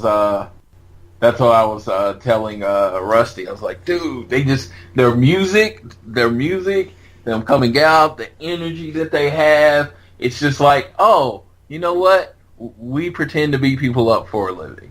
So why take ourselves too seriously? And I mean, that might not be what they're saying, but it works out. It works out. They don't take themselves too seriously. I love that about them. Yeah, agreed. And then we had the main event, Wolfgang challenging Pete Dunne for the UK title. Good match. Pete Dunne got the win, and he's standing celebrating. And one thing before the match, they're doing the little backstage thing, and the interviewer lady, whoever she was, and cause they're starting to all look alike, and I don't mean that in a bad way. It's just, it seems like everybody they've hired lately to do backstage interviews they're dark complected brunettes, and I'm having a really hard time figuring out who the fuck is who. Hey, are you racially ambiguous? Come to NXT and interview people. Exactly. And some of them are really bad. Really bad. Okay. But she asks him a question, and his response is he puts the belt in his mouth. That's the thing he does. And he walks out.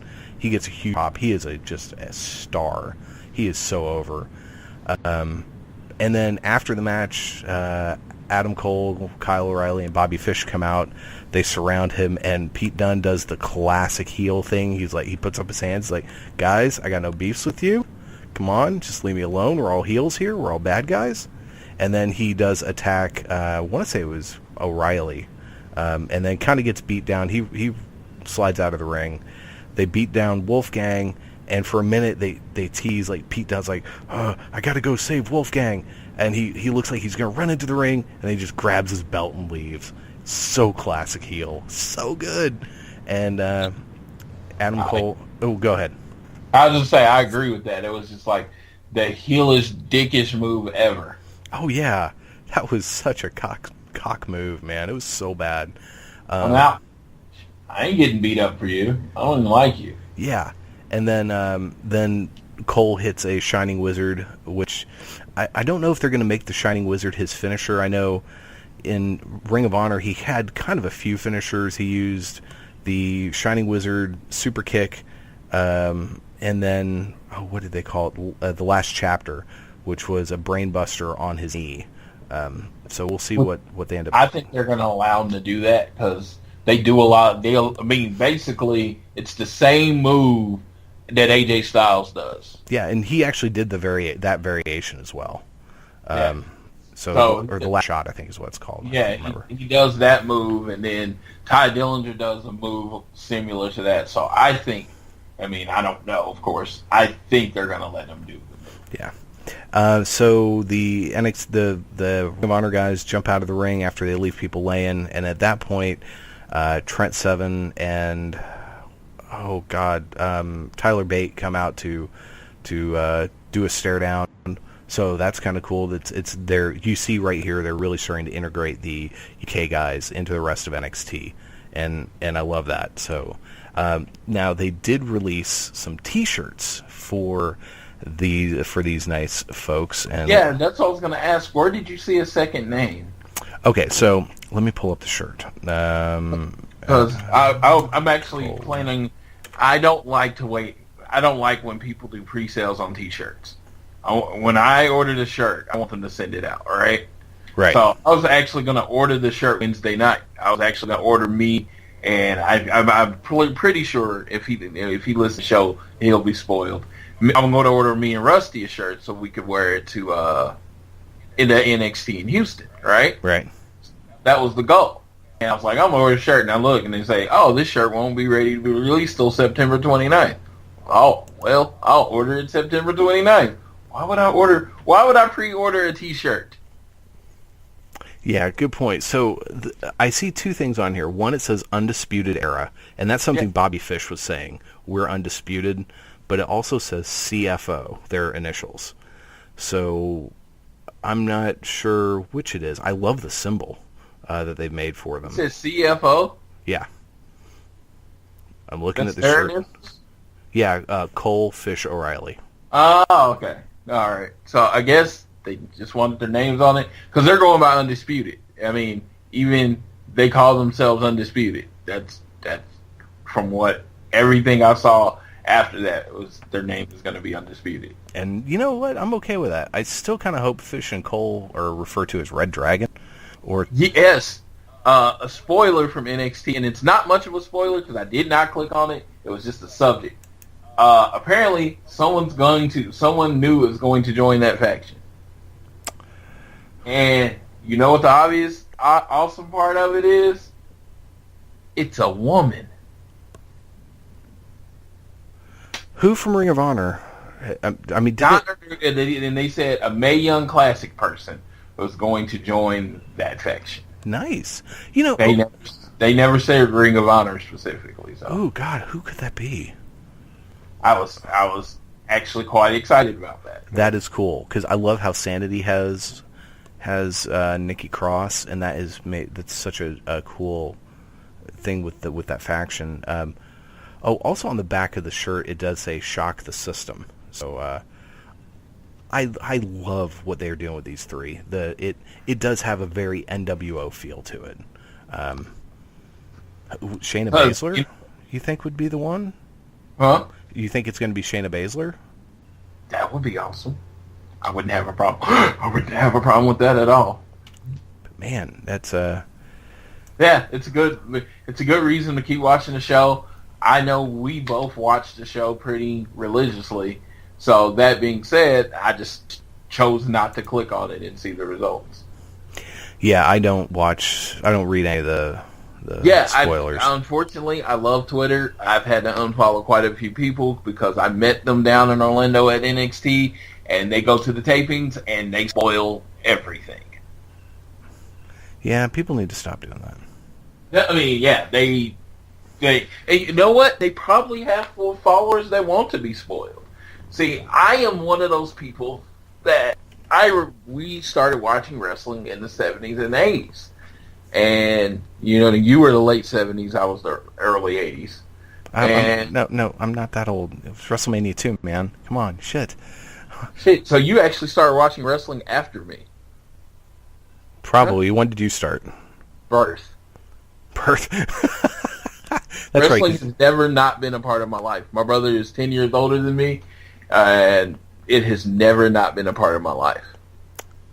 So I started with around WrestleMania 2. One of my first memories is the build-up to WrestleMania 1. Nice, funded by Jim Crockett Promotions. Yeah, so that's one of my first memories is that. Very nice, very nice. So when Andre pulled the cross off of Hulk Hogan, I remember it as vividly as any childhood memory that I have. I do remember that. That was a pretty big moment. That was a hell of a heel turn. Yeah, and then when Mr. T, because I was big into the A-Team, and I was eating Mr. T cereal, because I was like 2 or 3. I was very, very young. And so that should tell you how much wrestling has been a part of my life. I don't remember it like, whoa, I've seen this stuff in the past. I remember it happening, Mr. T showing up and all that kind of stuff. Pity the fool. So that being said, so we watch wrestling then. Other than buying the dirt sheets, as the magazines, Pro Wrestling Illustrated, and all that stuff, you never got any spoilers.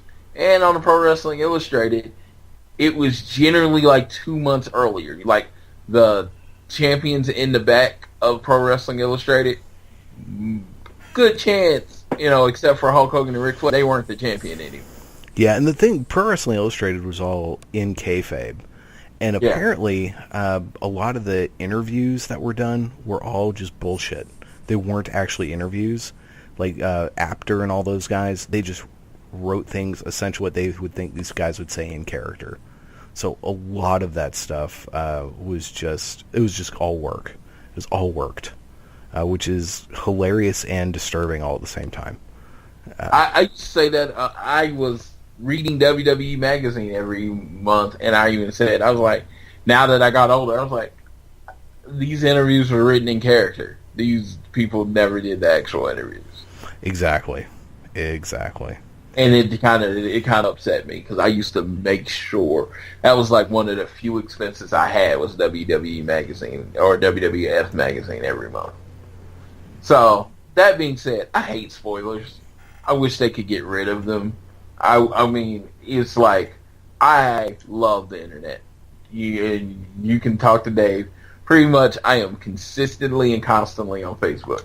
If he messages me, it may be 10 minutes before I reply back because I am always on Facebook. So I don't have any problems with social media. I have problems with what people use it for. I watch wrestling because I like the TV show. I hate spoilers. I want to be surprised. I couldn't imagine being a wrestling fan and looking up everything that was going to happen and then watching it. Yeah, that because it does change how you react to stuff, knowing the outcome. So yeah, I also avoid the spoilers as much as freaking possible. So that was NXT. You said something interesting on 205 Live on this week? Oh, Jack Gallagher turned heel. What? There was this match, and he turned heel on your favorite 205 Live guy.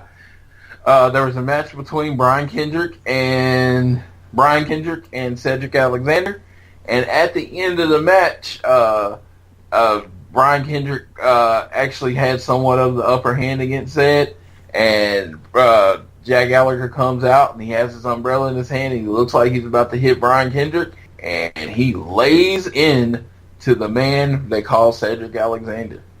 And it looks like Brian Kendrick and Jack Gallagher are now a thing. Interesting.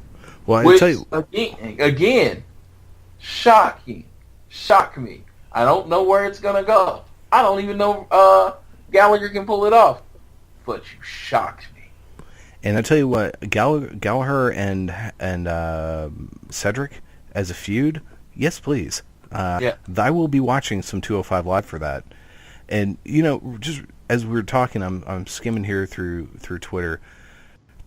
Listen to this match on this bill that I guess TNT Extreme Wrestling in Liverpool is putting on. Pete Dunne versus Will Ospreay. Yes, please. Oh, yeah. Yes, please. Oh, holy fuck! Please and twice on Sunday. Thank you. Yeah. Oh my god, I would love to see that. Yeah, and I don't know how into WWE he's going to end up being. I mean, he's the champion right now. I don't know if he's signed to the full deal with the WWE, but Pete Dunne in the Cruiserweight division, why not? Especially if they do a better job of making the Cruiserweight division important, then yeah. He's called the Bruiserweight because he's a Cruiserweight. Yeah, so, true. Why not? I mean, to me, if you're already paying them, why not?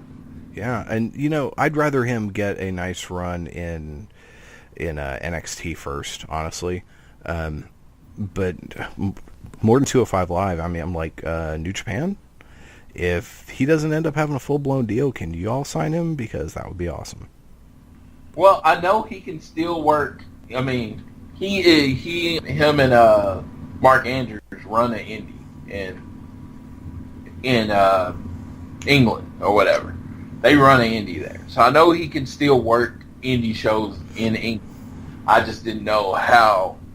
I think he's pretty much exclusive in America. But that's just, like I said, that's me speculating. Right. Oh. Yeah, it's WWE basically has they can approve or deny anything he signs up for. So if he can't work for What Culture, he can't work I think for Rev Pro. He can do ICW Progress and other smaller indies. He obviously can't do New Japan. So it all depends. He can be, but WWE, if they get a stick up there, can pull him from something that he has already been booked at. So it all just depends on what their mood is. He lost the Progress title. Oh yeah, who did he lose it to? I forgot the guy's name. Somebody I'd never actually heard of. That is a product I need to watch some more. Actually, watch some. Period. Is Progress. I've never watched any of their stuff. And well, before you start watching any other product, I'm gonna need you to watch Raw and SmackDown. Yeah, true. I probably should do that. I'm very open. I have a Progress sign-in, so if you really, really want to watch it. I don't even use it anymore, but I like supporting Progress, so I keep it. It's only $7.99, and that's not really a big deal to me. Yeah. So speaking of other organizations, did you watch any Global Force lately? Have you watched any of the GFP? No, my streaming site that I normally stream on hadn't, as of yesterday, hadn't put it on there yet. Okay. Well, that's a bummer. So they kind of suck because I've heard it's actually been entertaining recently, but that was didn't get to watch it because of that. Yeah. I planned on watching it. I went looking for it. Wasn't there. Well, we're going to be joined by Chandler, the Truth Hopkins, here soon. But before we get there, as we've been talking, I did notice Ring of Honor has a pay-per-view this coming Friday. They do? Yeah, they do. Death Before Dishonor 15. What's it called? Death Before Dishonor 15. Yeah, because I know Kenny King has a television title match. Yeah, so I figured we'd go through this and then talk about this card. So looks like we've got the Kentucky Gentleman Chucky T taking on the villain Marty Scurll. I don't know who Chucky T is, but I'm down with any Marty Scurll match. So I say Marty Scurll needs to get the win there. Next up, we have a Las Vegas street fight. Jay White taking on Punishment Martinez. Those two have been feuding for a while now. What do you think about that? Who do you think is going to go over on this one? Punishment Martinez. Yeah, he probably will. And at what point is he going to get signed to WWE? I mean, he just screams something Vince McMahon would love. Ring of Honor's hoping they hold out at least a couple years because they've pretty much raided their cupboard. Oh my God, no kidding. We then have a last man standing match. Silas Young, with of course the Beer City Bruiser at his side, taking on Jay Lethal. That should be great. Yeah, it's a last man standing match, right? Correct. Jay Lethal. I dig Silas Young's character. It only really works on the Indies. But I really dig his whole last real man character. And, of course, Jay Lethal he either needs to be in a significant feud or he needs to be your champion. And right now he's working in the significant feud, and it's what I call, it's a blood feud. And I enjoy those. It's like, I put you out for a while, you've come back, and I love those long stories. It's like, I know Sting actually tore his ACL, but when he came back for the Great American Bash for his match, I was just like, man, those are great moments. Yep. Yeah, this should be a good one. We then have, leading into the World Six-Man Tag Match, there is a qualifying match. Winner gets a shot later in the night, so it's going to be the Kingdom, Matt Taven, TKO Ryan, and Vinny Marcel, whatever the fuck his name is. I guess TKO, the dude who broke his leg on that botched moonsault where his leg landed straight on the barricade outside of the ring. Oh, God, that was brutal. I guess he's okay now. They're going to face Bully Ray and the Briscoes, and the winners will then later on take on the Young Bucks and Adam Page, who apparently can no longer be called Hangman because WWE is being dicks. What do you think about this? The Young Bucks apparently can't say suck it anymore and can't do the crotch chop. Really? Yeah, they've been sent a cease and desist letter. They can still do the too sweet. And they actually sent a tweet to Daniel Bryan asking if they can do the yes chant, and saying that they would do it while doing two sweets. And he replied saying, yes, that's fine. I'm just not coordinated enough to do both at the same time. And said he did two sweet Brie once. So that's an interesting thing, but yeah, it's just... So, okay, why can't he be called Hangman? I don't know. And they've even made shirts like, where's Hangman? So let me look this up. Hangman Page. Let's see here. Yeah, this is crazy. I don't really understand this. And unfortunately, guys, this is a piece of news I've actually been behind on. I really don't know any of this. Let's see here. And I'm not... So, nothing is jumping out at me.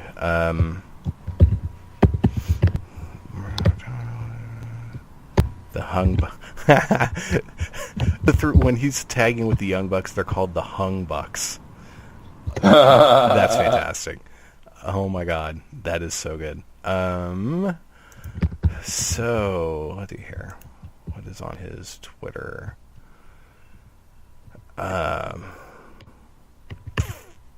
Okay, so nothing's jumping out at me as to why. Now, it's still on Twitter, he's still called Hangman, but they had a bunch of these shirts, where's Hangman? So, interesting. So if anyone out there knows, if you want to let us know, feel free, send us a tweet at Around the Ring OK. We'd love to hear from you. Make sure to follow us over there. As we said earlier, go like that Facebook page, facebook.com/Around the Ring OK. But yeah, so yeah, the Hung Bucks, that's fantastic. I don't know. The Young Bucks are also the Ring of Honor Tag Team Champions. It seems a little redundant for them to have both of those belts, but I want to know what happened to Dalton Castle and the boys, because they're not on this bill. We then have the Ring of Honor World Television Championship, Kushida defending against Kenny King. I say Kenny King needs to win this. He's still riding high after his stint on The Bachelorette. And I love that they lose that match where the Revolution, or whatever they were called, has to break up, and all of a sudden Kenny's a babyface again. He's just like, I'm happy Kenny King again. Which I'm fine. I like babyface Kenny, because from watching him on The Bachelorette, he seems like just a super nice guy. And I think it's time for him to hold some gold. So I'm going for Kenny King. I am going for Kenny King also. I've always been a fan of Kenny King since he was on NXT. He's super athletic, super confident. I love he has this real, gift of gab, and he just has this very cocky type of attitude. I don't know why he never made it over in WWE. Maybe he's just not a big enough asshole to make it, but he's really good. He's really good. Yeah, he is. I don't know why. Yeah, I don't know why he's not champion. Yeah, agreed. And then there is the main event for the Ring of Honor World Championship. Cody Rhodes defending against the IWGP Never Openweight Champion Minoru Suzuki. That should be... Yeah, Suzuki is, one of my... He's raised as one of my favorite New Japan wrestlers. This is going to be hard-hitting. It's going to be hard-hitting. Yes. The only way it can be, and if I had to guess, Cody's going to win by some kind of nefarious means. Yeah, but Cody is going to earn his paycheck on that day, because he is going to get the piss beaten out of him. Yeah, he's going to feel it, and if you see him late at weekend, you're probably going to be able to tell visually. Yeah, agreed. And so that is Death Before Dishonor. Do you want to do our top 5 real quick before we get the truth on here? Yes, let's do. Our top 5 to never hold the WWF/WWE champion, and I'm even adding in it, and I don't know if this will affect your list at all, the World Heavyweight Championship after it became the WWE, as in a WWE Heavyweight title. Okay, yeah, that doesn't actually change my list, because... Yeah, because I figured you would think of it that way, but I saw this was brought up by JG on the club, and he had Booker T on his list because he said he had held the World Heavyweight Championship, but not the WWE title. You held what considered a world title in the WWE. To me, that is a big deal. Yeah, and this is a big shout out. It was JG's idea, right? Yeah, this is completely his idea. I loved it so much. I didn't know if we had done it before, but even if we had, it had been long enough to where I forgot, so let's do it again. Yeah, so JG, our good friend in the club group on Facebook. It's one of it is the coolest wrestling group on the Facebook. Nice folks. Yeah, I don't say that very much, but every other wrestling group I have been in, I have not necessarily been afraid to post, but I've always been hesitant to post. And I'm a big talker, so imagine I'm a big poster. Just because as soon as you post something and someone sees it that you don't like, you get 50 people attacking your life, your family, your sexual orientation, exactly. Everything, but the point that you made. They're not arguing the point. They're arguing that you're a horrible person for having that point.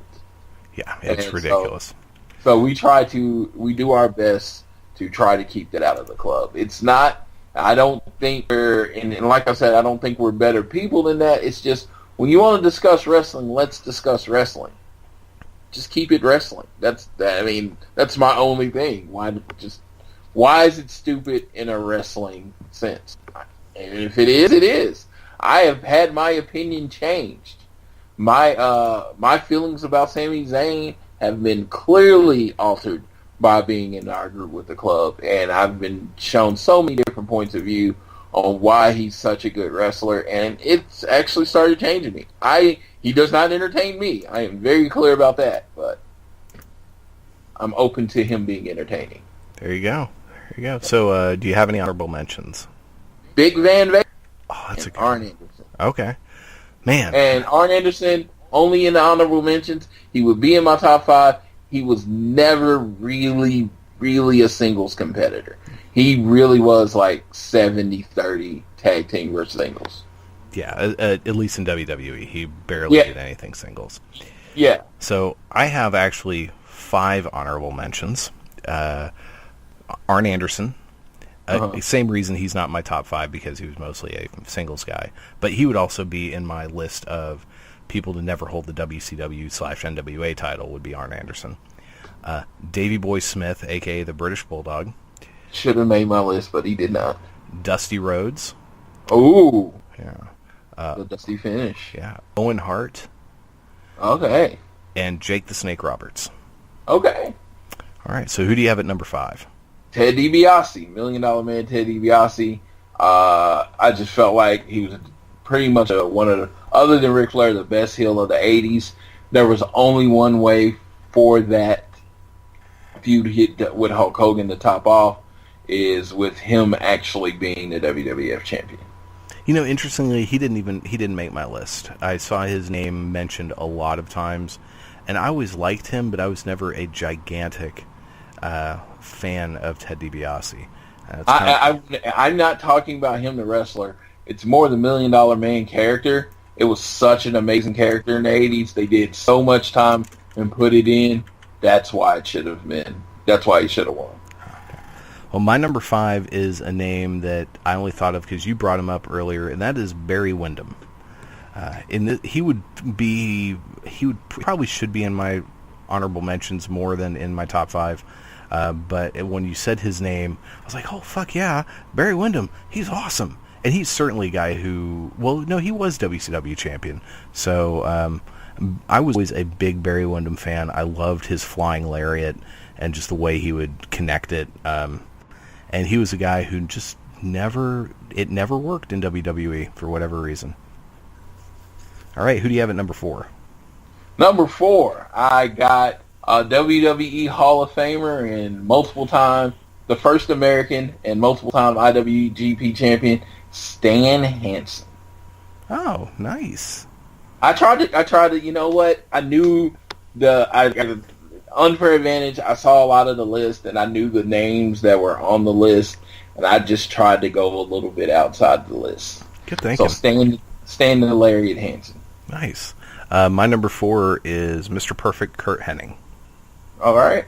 He was an AWA World Champion, but never made it to that pinnacle in WWE. He's on my list. Very good. All right. Who do you have at number 3? Keiji Muta, the Great Muta. Oh, good one. Wait, he was in WWE? I don't know. I didn't limit the list to be in WWE. I was just saying. Okay. See, I limited my list to people who were in WWE. I was just saying. He was just one of those players. He was such a big star at one point. He was the biggest star. He's what Okada is right now. He was just a big name. He was the Japanese name everyone knew. He had the different color mist that did different things. He was mostly WCW. And, he feuded with Sting, was never the WCW champion. I don't remember. Was he? I don't think so, but let's Yeah. I will look, see what the Google tells me. I don't believe he was the WCW champion. But he was just one of those. He invented the moonsault. It's probably one of the more overused moves in wrestling now. So, yeah, Keiji Muto, the Great Muto. A good choice. So let's see here. In wrestling, finishers, championships, New Japan. I know he was the TV champion.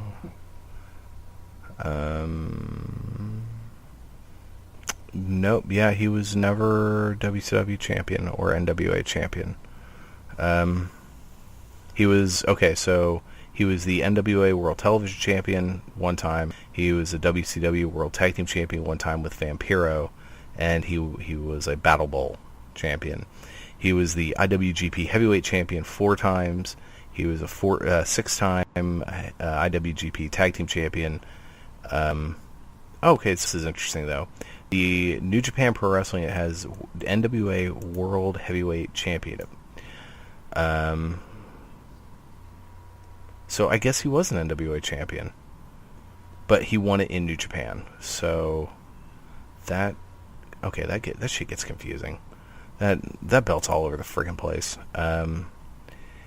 He won the G1 Climax. He was the NWA Florida Heavyweight Champion. Tons of championships in All Japan. Oh yeah, good choice. But he was never, that I know of, in WWE. So he was never. He might have made a special appearance that I don't remember, but loved me some Great Muta. Great Muta is excellent. Yeah, he and Sting just had some great matches, outstanding matches. All right, good choice. My number 3, Rick Rude. He's definitely on my list. Yeah. All right. So, because there's only 2 left. So number 2 is Rick Rude. Rick Rude, nice. From Minnesota. He had a physique that was out of his world. He'd probably be a multiple-time champion. He was Randy Orton before there was Randy Orton to me, as far as the physique and the look. And, he could wrestle and he could talk, and he had this gravelly voice that, the voice automatically made him over. And his physique is so much better than Randy Orton's. Not that I wouldn't kill to have Randy Orton's physique, don't get me wrong, but Rick Rude was ripped in ways that few people are ripped. And yeah, my first memories of Rick Rude were actually as World Class Championship Wrestling World Champion. So that's where Rick Rude, my first intro to him. He was also the WCW International World Champion, which was when they got the big gold belt back from when Ric Flair took it over to WWE, and they had to mint a new belt. And then there was lawsuits, and then they got the belt back. They reintroduced it as a second world title. Rude won that at one point, and it was interesting on a side note, when Flair came back, he said in his promo, he said, okay, so, and I forget who with their champions, it's like, well, you're holding a belt I don't recognize, and you're holding a belt I never lost. So it was a great promo, great Flair. So yeah, Rick Rude is one of the all-time greats, and had the machine known as Hulk Hogan not been going on, I think he would have been world champion. So my number 2, Ricky the Dragon Steamboat. Yeah, one of the best in-ring performers ever. Ric Flair's favorite opponent, which, coming from Ric Flair, that's saying a lot. Yeah. I would say, you could make a very good argument that Ricky Steamboat was Ric Flair's best opponent. It's probably either Ricky Steamboat or Sting. Ooh, that'd be an interesting top 5. Top 5 Ric Flair best opponents. Yeah, that would be a good top 5. We'll have to remember that. Who is your number 1? My number 1 was, honestly, it's a personal thing. I couldn't give you a long list of reasons, but he was one of my favorite wrestlers. Super technician, AWA, the WWE, one of the greatest Intercontinental Champions ever, all time. His name is Curt Hennig, Mr. Perfect. And he was the one who won the Loser Leave Town match against Ric Flair, sending Ric Flair back to WCW.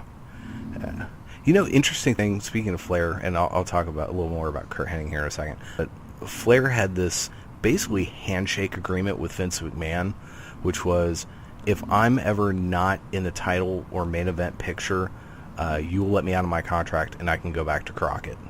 And that happened, and as he was out of the picture, and he went to Vince, and okay, I'm done. And Vince said, okay. And they had that Loser Leave Town match on Raw from the Hammerstein Ballroom, and he lost to Perfect. Bobby Heenan lost his mind, and it was a fitting way. Hennig was just a tremendous in-ring technician. He was great on character work, but his in-ring stuff was really good. And then you had the legendary stories of, there were arguments who would have won in an actual, a Greco-Roman wrestling match between Curt Hennig and Brock Lesnar. And because you think about it, there was a time that Curt Hennig, Brock Lesnar, and Kurt Angle were all under WWE contract, and just the traditional wrestling background in those three. I mean, that's ridiculous. So my number one is a probably seen as the go-to number one that most people are going to mention, but I think it's a good one, and that's Rowdy Riper. The Rowdy Scott. I can't believe he didn't even make my honorable mentions. I just didn't think of it. I think I saw his name too much, so I really wanted my list to be different, so I didn't put him on it, but, I mean, there's no argument. Yep. All right, so... So Chandler just said he's ready when we are. So let's bring Chandler on board. Around the ring would like to welcome today with us one half of the Metro Tag Team Champions. We have Chandler, the Truth Hopkins. How you doing today, Chandler? I'm doing pretty good, man. As you just said, new half of the Tag Team Champions. So it's been a fun night. It's been a great morning. Now just looking forward to some more wrestling this evening. Yeah, that Chandler is actually on the road traveling to his next event. Where are you going to be wrestling tonight? We're in Ardmore, Oklahoma. We're doing just like a little birthday party, so it's nothing too big. But Braden is Jerry Bostic's son. We do a birthday party for him every year. We just kind of get private wrestling shows. So tonight's all about the kids. That is super awesome. Your career, your wrestling career is actually fairly new. How long have you been wrestling? I have been actually wrestling total for a year, and that's about it. September 21st last year was my debut. So before that, I trained for 6 months out of the IWR Academy. I was trained by Joe Harrell, which is Montica, Jerry Bostic, Chris Cambridge, Ray LeBay. So those guys, they trained me up for about 6 months and then threw me to the wolves. Yeah, that's the thing I was going to say. I've been following you on Facebook for roughly about 6 months to a year.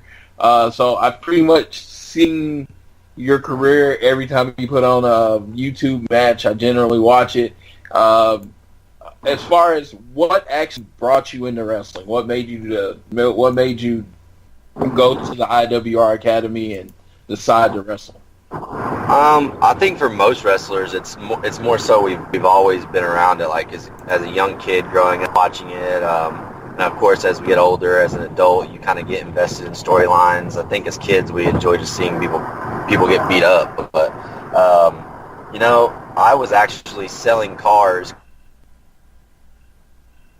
I played football. I played semi-pro. I'd left that behind. I just went to the regular 9-to-5 job, and I was selling cars. And a buddy of mine went to a Raw event with me in Oklahoma City. And afterwards, he was like, "Man, I didn't know you were a wrestling fan." And I was like, "Yeah." And he told me about the IWR, and I was like, "What in the heck is the IWR, man?" I'm like, "What are you talking about?" So he gave me the link to their website, so I kind of clicked on it and just was looking around. And I went to the roster page and looked at all the alums that they had and seeing the wrestlers they currently had. And at the bottom of that page, I don't know if it still says that or not. I wouldn't be surprised if it does. But at the bottom of the page, it says, if you're interested in becoming a wrestler, please email this address. So I shot over an email, and within 5 minutes, Jerry had replied to me and set up stuff for training. And that's basically how it took off for me, man. Yeah, and I mean they've done a great job. I have to say, I've watched you wrestle. I've seen a lot of. I actually was watching your matches this morning in preparation for this, and you're super talented. And definitely for how long you've been doing it, I would say you're probably further ahead at a year and a half. I mean, from a year and a half from training. Than a lot of people are. So your 1 year kind of birthday is coming up soon, which is wrestling anniversary is coming up soon. So that's congratulations on that. Who are your influences as far as your in-ring performance? I would have to say I try and mimic as much as possible like AJ Styles simply because he's my favorite wrestler. I love the way he does his in-ring work. I do a lot of moves similar, but kind of have my own twist in them. But like from like an everyday aspect, inspirations, man, I'd have to say a lot of the guys that I share this ring with. Jerry Bostic is a very, very big inspiration to like me being a wrestler and doing what I love to do. He's given me the opportunities. He's 100% like embodies exactly what IWR is. Family, friendly. We're there for the fans. We're not there for us. We're there to put on a show for the fans themselves, to entertain them. He likes to give back. He's very charity-oriented, and he always puts everyone else before himself. So he's a very big influence. But other than that, like Coyote Joe, Joe Harrell, he is probably one of the most talented wrestlers in Oklahoma right now, if that's even like accurate to say, which I would say it is. And he's influenced me quite a bit to be on 10 years or plus on his journey of wrestling, still going, and we're the exact same age. So Montego Sika, I just have a really good support staff around me, and I would say those guys are like my biggest influences right now, simply because they're with me all the time. They push me to be better. And, I'm very critique oriented. If I come back from a match and no one says anything, I don't like it. I hate it. I want to know what I did wrong or what I could improve. And, the guys that are in the IWR locker room, they're usually right there at the door waiting, saying, hey, man, good job or bad job, or this is what you could have done better. That was great, blah, blah, blah. So definitely my IWR locker room. So was Montego Sika who was the main trainer? Was he your main trainer? So the main trainers were Joe Harrell and Montego Sika Quinzel. So okay. Montego was more of like the move specialist. You can literally show that guy a move or ask him if he knows a certain move, and he can show you how to do it the safest way, the best way, and make it make sense. Joe he's more of the psychology, the why it makes sense, the old school type wrestling guru. Like that's what Joe is. So when you put those two together, you get a full knowledge of move sets, in the ring skills, psychology with a match, just a full work with just those two. So it's both of them. It wasn't just one or the other. Both of those guys do a great job, and they both play a part in that training school. All right. So the match I saw today, or the match I watched this morning, was you and Montego Sika. How was it working with him in an actual match? It was actually fun. That was the first time we had worked with each other, other than my first day at training. So my first day at training, I had never taken a bump, never done a single move inside that ring, and never ran the ropes. And at the end of that 4-hour session, I had a full-fledged, no-stop match with Montego Sika. So it was kind of cool to go from the very first day of wrestling and me beating Montego to being able to be in the ring with him live at a show and him going over on me. It was kind of like almost like a Cinderella story, as it was my very first ever. So it was special to me. I like to ask, whenever I get a chance to talk to wrestlers, this is my question I like to ask, and since it hasn't been that long, tell me about your first bump. My first bump? Yeah. Man, let's do it again. That's literally like, I don't know, taking that first bump, it is nerve-wracking at first, but it's also one of those things that once you do it, or just in my opinion anyways, once you do something, it's easier to keep doing. And after I took that first bump, like, I kind of feel like it's almost like in boxing. You get hit or you get punched, you have two reactions. Do you back up or you move forward? And after that first bump, it was like, let's do it again. So, I don't know, it was kind of relieved after I took that one, simply because I didn't know what I was getting myself into. But afterwards, it's like, all right, I can do this. What kind of bump was it? Just straight back bump. They had me walk out from the side of the ropes, kick my feet out, and take a full-fledged straight back bump. So in comparing, since you came from a football background, what is the physicality like if you compare the two, in the difference between being a pro wrestler and working in collegiate and then semi-pro football? It's definitely a physical aspect in both sports. Football, you're not always getting hit, especially when I played receiver. So mainly the only time I was ever getting hit was if I had the ball in my hands or something like that. So, and as a receiver, you don't always have that. In wrestling, you're in a full-fledged match. You're taking hits the entire time. You're taking bumps. You're taking moves the entire time. So, physical-wise, I'm going to say wrestling is definitely way physical, and it's definitely grueling on the body. I've had to take way more care, or take more care of myself in general with wrestling than I ever did with football. But getting hit by a 250, 60 pounder coming across the middle when you catch a ball is not fun either. Yeah, that I can imagine. I don't think either would be all that fun, really. But then again, I'm a wimp, so. It's a little really. What has been, since you've been in doing this, what's been your favorite match you've had? Oh, man. The Magnificent Malaco and myself, we had a good little feud. We had about a 10-match feud. Really broke me into the business. He showed me a lot of the ropes, and he's fairly new as well, but he's so talented. So leading up until maybe just a couple weeks ago, he was definitely, all of our matches were just, but I had a match here recently with Barrett Brown. He's the NWA junior heavyweight champion now.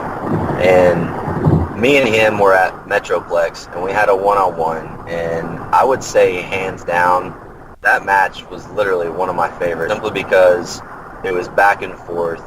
The crowd didn't know what to expect. We didn't know what to expect.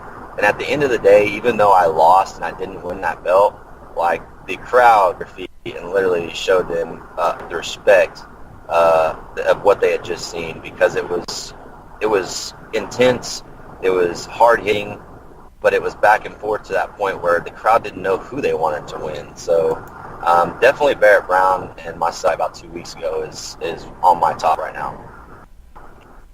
Very cool. Well, I saw you at the Rose Rock Music Festival back in May when IWR came out and performed at the event, and you guys were great. And yeah, Malaco, you talk about a dude who owns his character.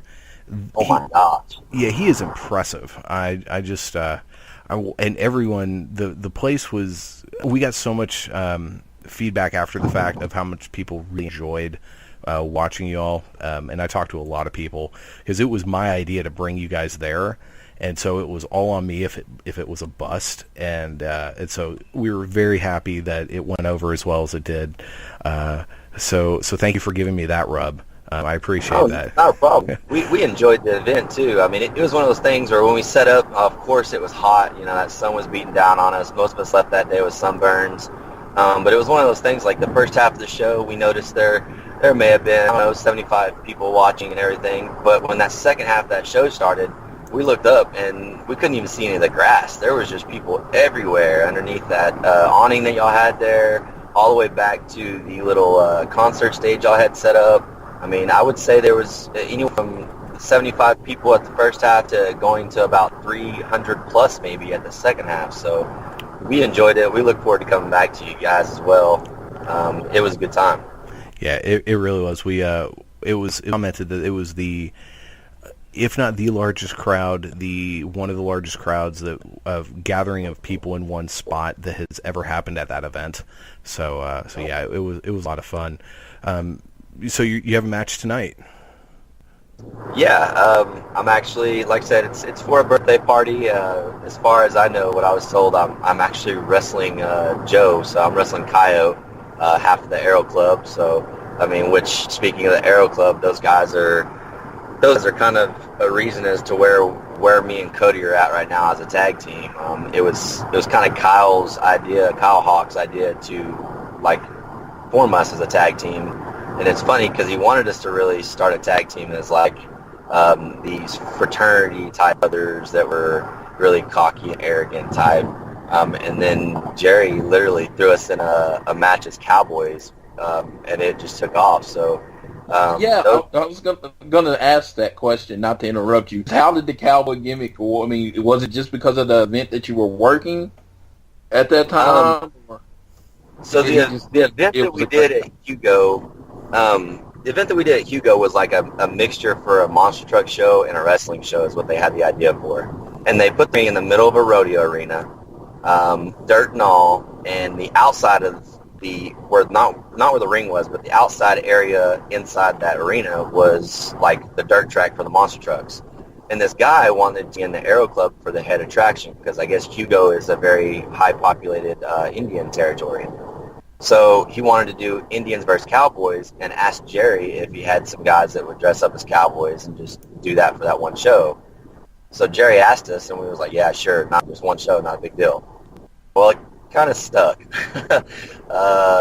And ever since then, it's been just like progress in the making, and it makes sense. We weren't very fond of it at first, but then we kind of started to own it a little bit and realized, hey, there's not really anyone doing this right now. Why don't we make it our own and just see where it can go? And now, I mean, it's led to us not only getting tag team opportunities with LAX at GFW versus IWR on October 21st, but, I mean, it's led to us being able to win titles now as well, I mean, at Metroplex, and it's led to, IWR having two teams that could actually feud and have a good chemistry and match with each other, too, in Indians and Cowboys. It's a cool, classic storyline, so the gimmick itself is awesome. I'm really starting to like it. I know Cody's kind of honed in on it. It's different for him because he's used to being a heel, but it's one of those things where once you own the character and really start forming what the character is, it just comes naturally. So I think we like it, and I think the fans are liking it, and that's what matters. Did Cody train at IWR also? Yeah, Cody actually started training, about 2 months after? Yeah, 2 or 3 months. He started training about 2 or 3 months after I did, so okay.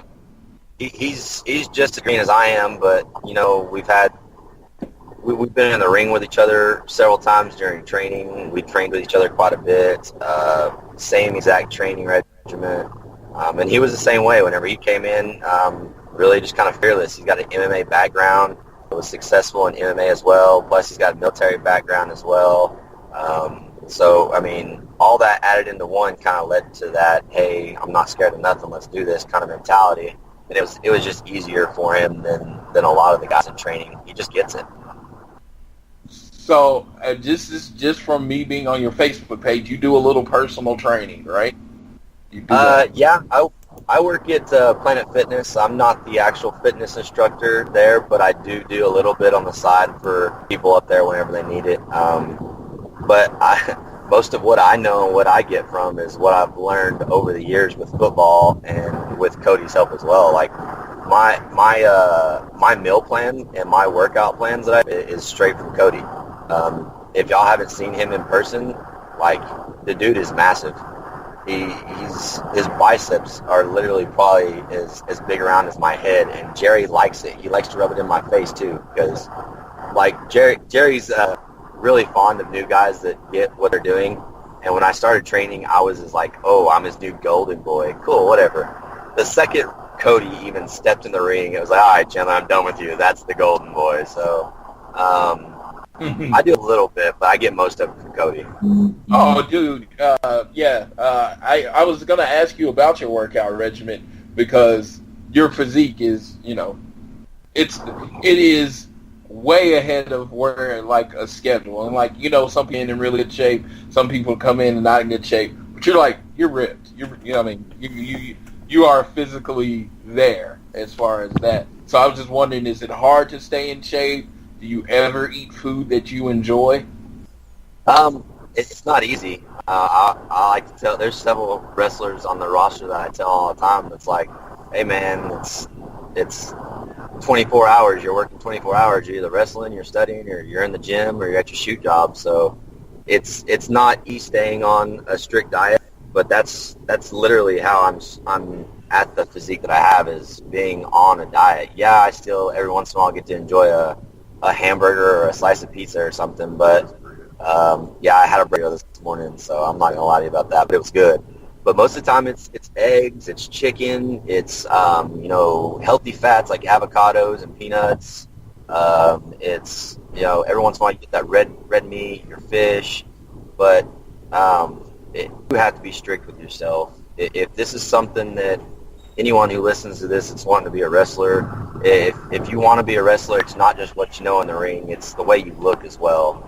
I mean, what your character represents, you need to look the part. And if I'm going to call myself the truth, I dang sure better well look the part of what the truth represents. So it's not easy, but it's worth it. Yeah, and I'm very happy you say that on two aspects. One, on this show, we do try to drive home. It sucks for some people, but wrestling is a cosmetic business. And you're getting into the business of where it's a lot's about the way you look. So you should do your best to look your best. Second part is, as a fat guy, I hate when skinny, super in shape people tell me how easy it is to diet and lose weight. So the fact that you say it's difficult, oh my God, that drives home the fact. It's like you have to constantly think about what you're doing and what you're putting into your body. It's one of the many, many reasons that I commend wrestlers, because you're always traveling, you're always going somewhere else. It'd just be easy to live on McDoubles and ramen if you wanted to, but the fact that you take discipline and you choose to eat clean and you choose to eat a lot of stuff that a lot of people don't want to eat all the time, I definitely commend you on that. Well, thank you very much. I mean, like I said, it's not easy, but I'm a firm believer in you are who you surround yourself with. Definitely being around Cody, who's always in very good shape. Even right now, we're in the car, and he's one of the very few guys I know that brings a lunchbox, like it's a full ice box that he's got in his car right now, and it's got nothing but healthy foods and prep meals in it. So I'm a firm believer of it's really who you surround yourself as to like what you do in your life. So I mean, if you're doing bad things in your life, if you're getting bad influence, that's probably why. Find some better friends, find someone who influences you, find people that respect you and that you respect, and you can make a difference in yourself, and it makes it a lot easier. I mean, hell, I don't want to be in a ring tag teaming with my tag team partner and me look horrible and him look great. So I mean, that's definitely a motivation. What is like your ultimate goal in wrestling? I mean, what do you consider the top? Is WWE? Where are you going? What do you think, like, let's say 5 years from now, where do you see yourself? My biggest thing is I just want to be happy. Just like, I want to make a living doing this, nothing but wrestling. Whether that be with GFW, Impact Wrestling, New Japan, ROH, WWE, IWR, wherever it's at, I just want to be able to live my dream as a wrestler and sustaining a full-time income, being able to concentrate just fully on that. In 5 years, I have no doubt that that's what I will be doing. No doubt in my mind. I mean, I've kind of got that set in my mind right now that, hey, this is what I'm going to do. No one's going to stop me. I mean, I even have goals in my room. I have a big mirror, and I have goals written down on that, from who I want to wrestle, where I want to be at in 2 years, where I want to be at in 5 years, where I want to be at in 8 years, and I check them off. Every single time I complete something, that goal list, I check it off and I add another one to it. That's the thing with goals and dreams. If you're always completing your goals, cool, that's not a big deal. But if you add another goal on top of completing a goal, it gives you something to keep going for as well. So 5 years, definitely, I see myself completely being able to do this 100% full-time, wrestling, traveling, and just having fun with life. That's awesome. So how many states are you up to as far? How many have you wrestled in?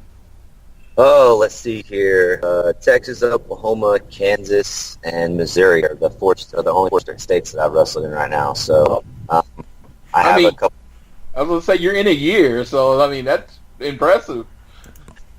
I'm gonna give all of that to IWR. I wouldn't be able to go anywhere without Jerry putting in the full faith out of me, especially with the locker room. Yeah, I know me and Jerry are really good friends. We're actually roommates. We live together, but we have more of a mutual respect for each other than anything. I don't get my opportunities simply because we're good buddies. I get my opportunities because he sees the work that I put in, and I see the work that he puts in. So we respect each other as partners, as working individuals for the same goal. So I mean, I give every single bit of what I've been able to do to Jerry and the IWR, because without them, I probably wouldn't even on this phone call with you right now. Yeah, we definitely love IWR and Jerry.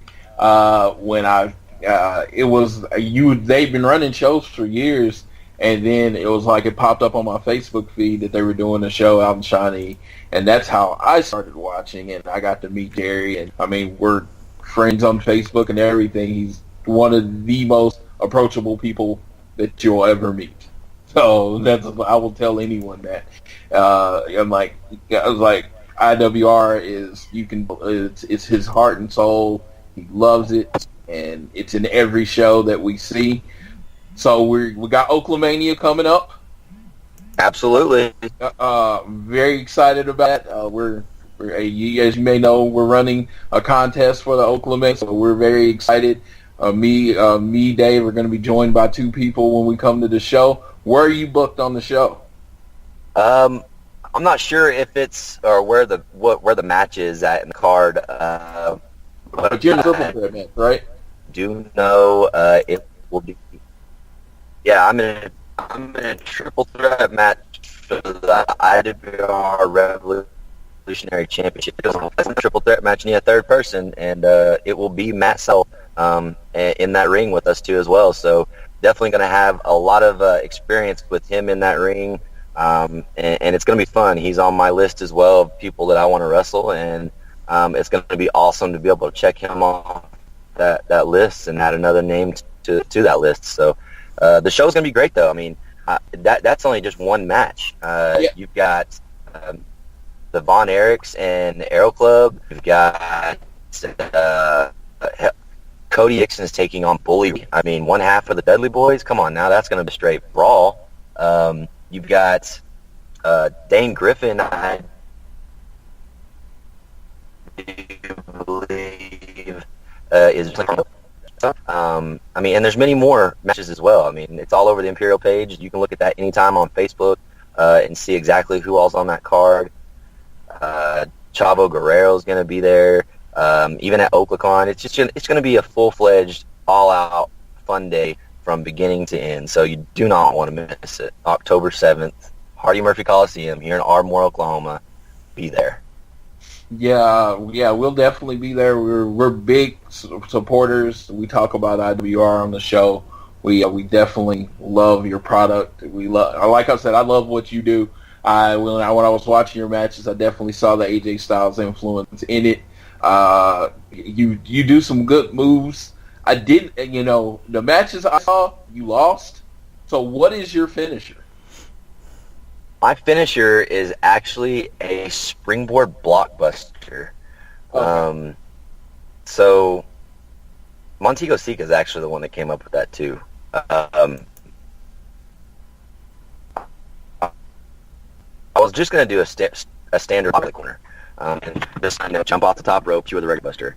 But I didn't want it to be like something that has been like seen or done all the time. I didn't want it to be just a blockbuster or whatever. So Montego was like, dude, you do springboards. Why don't you run, hit that middle rope, and I do literally a 180 with a blockbuster in it, and that's the finisher. So it's funny because I think I've only really hit that like 5 or 6 times in the 47, 48 matches I've had. Yeah. So it's like, I was watching videos, and I was like, I watched the first one, watched the second one. I was like, does he win? I'm really good at putting people. Yeah, you are definitely a great salesperson. You're great selling in the ring. I enjoyed that part of it. It was just like, I saw Montego hit you with his move, and it looked like you died, so that was good. That's always good. So, I was like, what is his finisher? I remember, what finisher did you decide on for you and Cody for the young the tag team name, or the finisher name, or the actual move? Finisher name. We're actually going to call the finisher High Noon. Okay, so now what is High Noon for the people that might not have seen it or heard of it? So High Noon is a combination of a massive spine buster with a blockbuster added into it. So Cody will literally pick him up like he's fixing to give him a spine buster, and I will springboard out of the corner off the second rope and hit my actual singles finisher, which is just that springboard blockbuster. And when you see it all together, it's on our Young Guns page. You can go follow us on Facebook and you can see it. It literally looks like we're trying to throw that person through the center of that ring. So it's just a massive spine buster, really. Oh man, that sounds cool. I like that. Spine buster is one of my favorite moves ever. I'm a big Arn Anderson guy, so that combination with a blockbuster, that sounds like it's pretty amazing.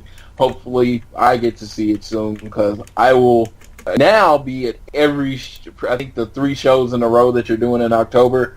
Oaklamania, then you'll be doing the Sold Out. And then that'll be on the 14th. In what city? Remind me. It's in Weather, Oklahoma on October 14th.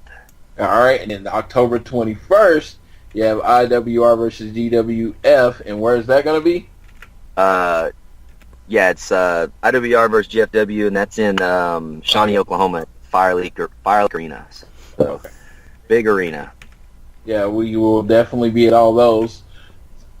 Definitely I will get to see you live for the. Were you at last year's Oklahoma? Last year, were you in that Battle Royal? No, I actually was just security last year, but I got to do something cool. I was a part of Oaklamania 1. I was actually one of Dalton Castle's boys. I thought that was you. Yeah, that was me, about 20 pounds lighter and no muscles, skinny as crap, and waving fans at Dalton Castle. Yeah, I was like, because I knew you weren't, like, he has the boys that he uses Ring of Honors and they're twins, and I knew you weren't, I knew you weren't one of those, but I thought I recognized you from that. So that was cool. You did a really good job, is that you really couldn't tell the difference between, his boys and you playing the boys. You got into the role. Dalton Castle was really talented too, so it was kind of cool that you got to work there. Like I said, Oaklamania was really fun last year. So it was fun for me. I had just talked to Jerry about Dalton Castle because I had started watching a lot of ROH, and I told him, I was like, dude, Dalton Castle's coming? He's like, yeah, he's wrestling Roderick Strong. And I was like, oh my god, dude, like, he's so freaking hilarious. His peacock gimmick is the shit. Like, oh my god. I don't know if I can say that, my bad. But I was sitting there, I was helping one of the guys with their merch. Sandow, formerly known as Sandow, Damian Sandow. I was helping him with his merch, and we were sitting talking, and Jerry, like, yells at me from, I don't know, maybe 30 feet away and says, hey, I need you to come here real quick. So I walk over there, and he's got Dalton with him, and he says, hey, Dalton's got a question for you. And I was like, okay, like, I'm meeting Dalton, I'm starstruck already, try not to mark out. And he looks at me, he goes, hey, how did you feel about being one of the boys tonight? And I froze. I was like, yeah, absolutely. Like, didn't know what I was getting myself into. That literally is wearing a skirt, just so you know, like, masquerade mask with a skirt. That's it. Yeah. I mean, it was fun. Yeah, there you are. Yeah, it seemed like that would be a pretty great moment as far as wrestling for you. So yeah. So where can I pretty much ran out of questions. I think you answered everything, and I thank you for coming on with us. Where can they find you online? You can find me everywhere on social media. You can find me on Facebook at Chandler Hopkins, Chandler the Truth Hopkins, the Young Guns. Those are all 3 pages. You can find me on Twitter on @TheTruth_IWR. Same with my Instagram, @TheTruth_IWR. And, if you like Snapchat, we can Snapchat. I have a Snapchat as well. I don't really do a whole lot on there, but it's CHOP, so CHOP2122. Right. And we're going to have links to your Facebook, Twitter, Instagram, and the Young Guns Facebook pages in the show description and on our website when the show goes up. So thank you very much, Truth, for the show. We really appreciate it. This was great having you on. Not a problem. Anytime. Thank you guys for having us. Thank y'all for, paying attention to indie wrestling. I really think, indie wrestling is really big right now. It's taken off, and I feel like a lot of the fans deserve to get to know the indie stars as well, not just the main guys that are on TV all the time, just see what's in their local area. So without local podcasts like you guys, it definitely wouldn't be as easy, and so I appreciate you guys for having me on. All right, well, thank you for that. Like I said, we very much look forward to having you on. Tell Cody we'll have to hit him up about being on, hopefully, before Oklahomania. Hey, I guarantee he's got some bookings he can take for you. So anytime you want, you can message us on the Young Guns page if you'd like to, or on his personal page, and set something up for you guys. Oh, that is perfect, and that's great to hear. Again, this is Chandler the Truth Hopkins. He will, the next time, big event, he will be at Oklahomania August 7th in a triple threat match for the IWR Revolutionary Championship. Again, we thank you for having us on having you on the show. You were awesome. You even got a Skype just so you can talk to us. So we thank you for that. No problem. Thank you guys for having me. Take care, man. Take care. Chandler the Truth Hopkins, ladies and gentlemen. That was fantastic. We appreciate him coming on the show. And definitely, if you are a fan of wrestling, go check out the Imperial Wrestling Revolution anywhere you can find them. They always put on great shows. And if you're not in the great state of Oklahoma, find your local wrestling organizations, give them a look, give them a shout, check it out. That's where the future stars of all of the other organizations that you can follow are starting right now in your local joints, probably doing shows in them all. So check it out. Yeah. So we got anything else before we get out of here, Floyd? I think that's all for us today. All right, so take us home. All right, just remember, as you talk to wrestlers, you heard about his life, and it's not. They don't live what you call an easy life, even when you're first starting out. But just remember, it's all a work. Remember to kick out at 2. We'll see you next time around the ring.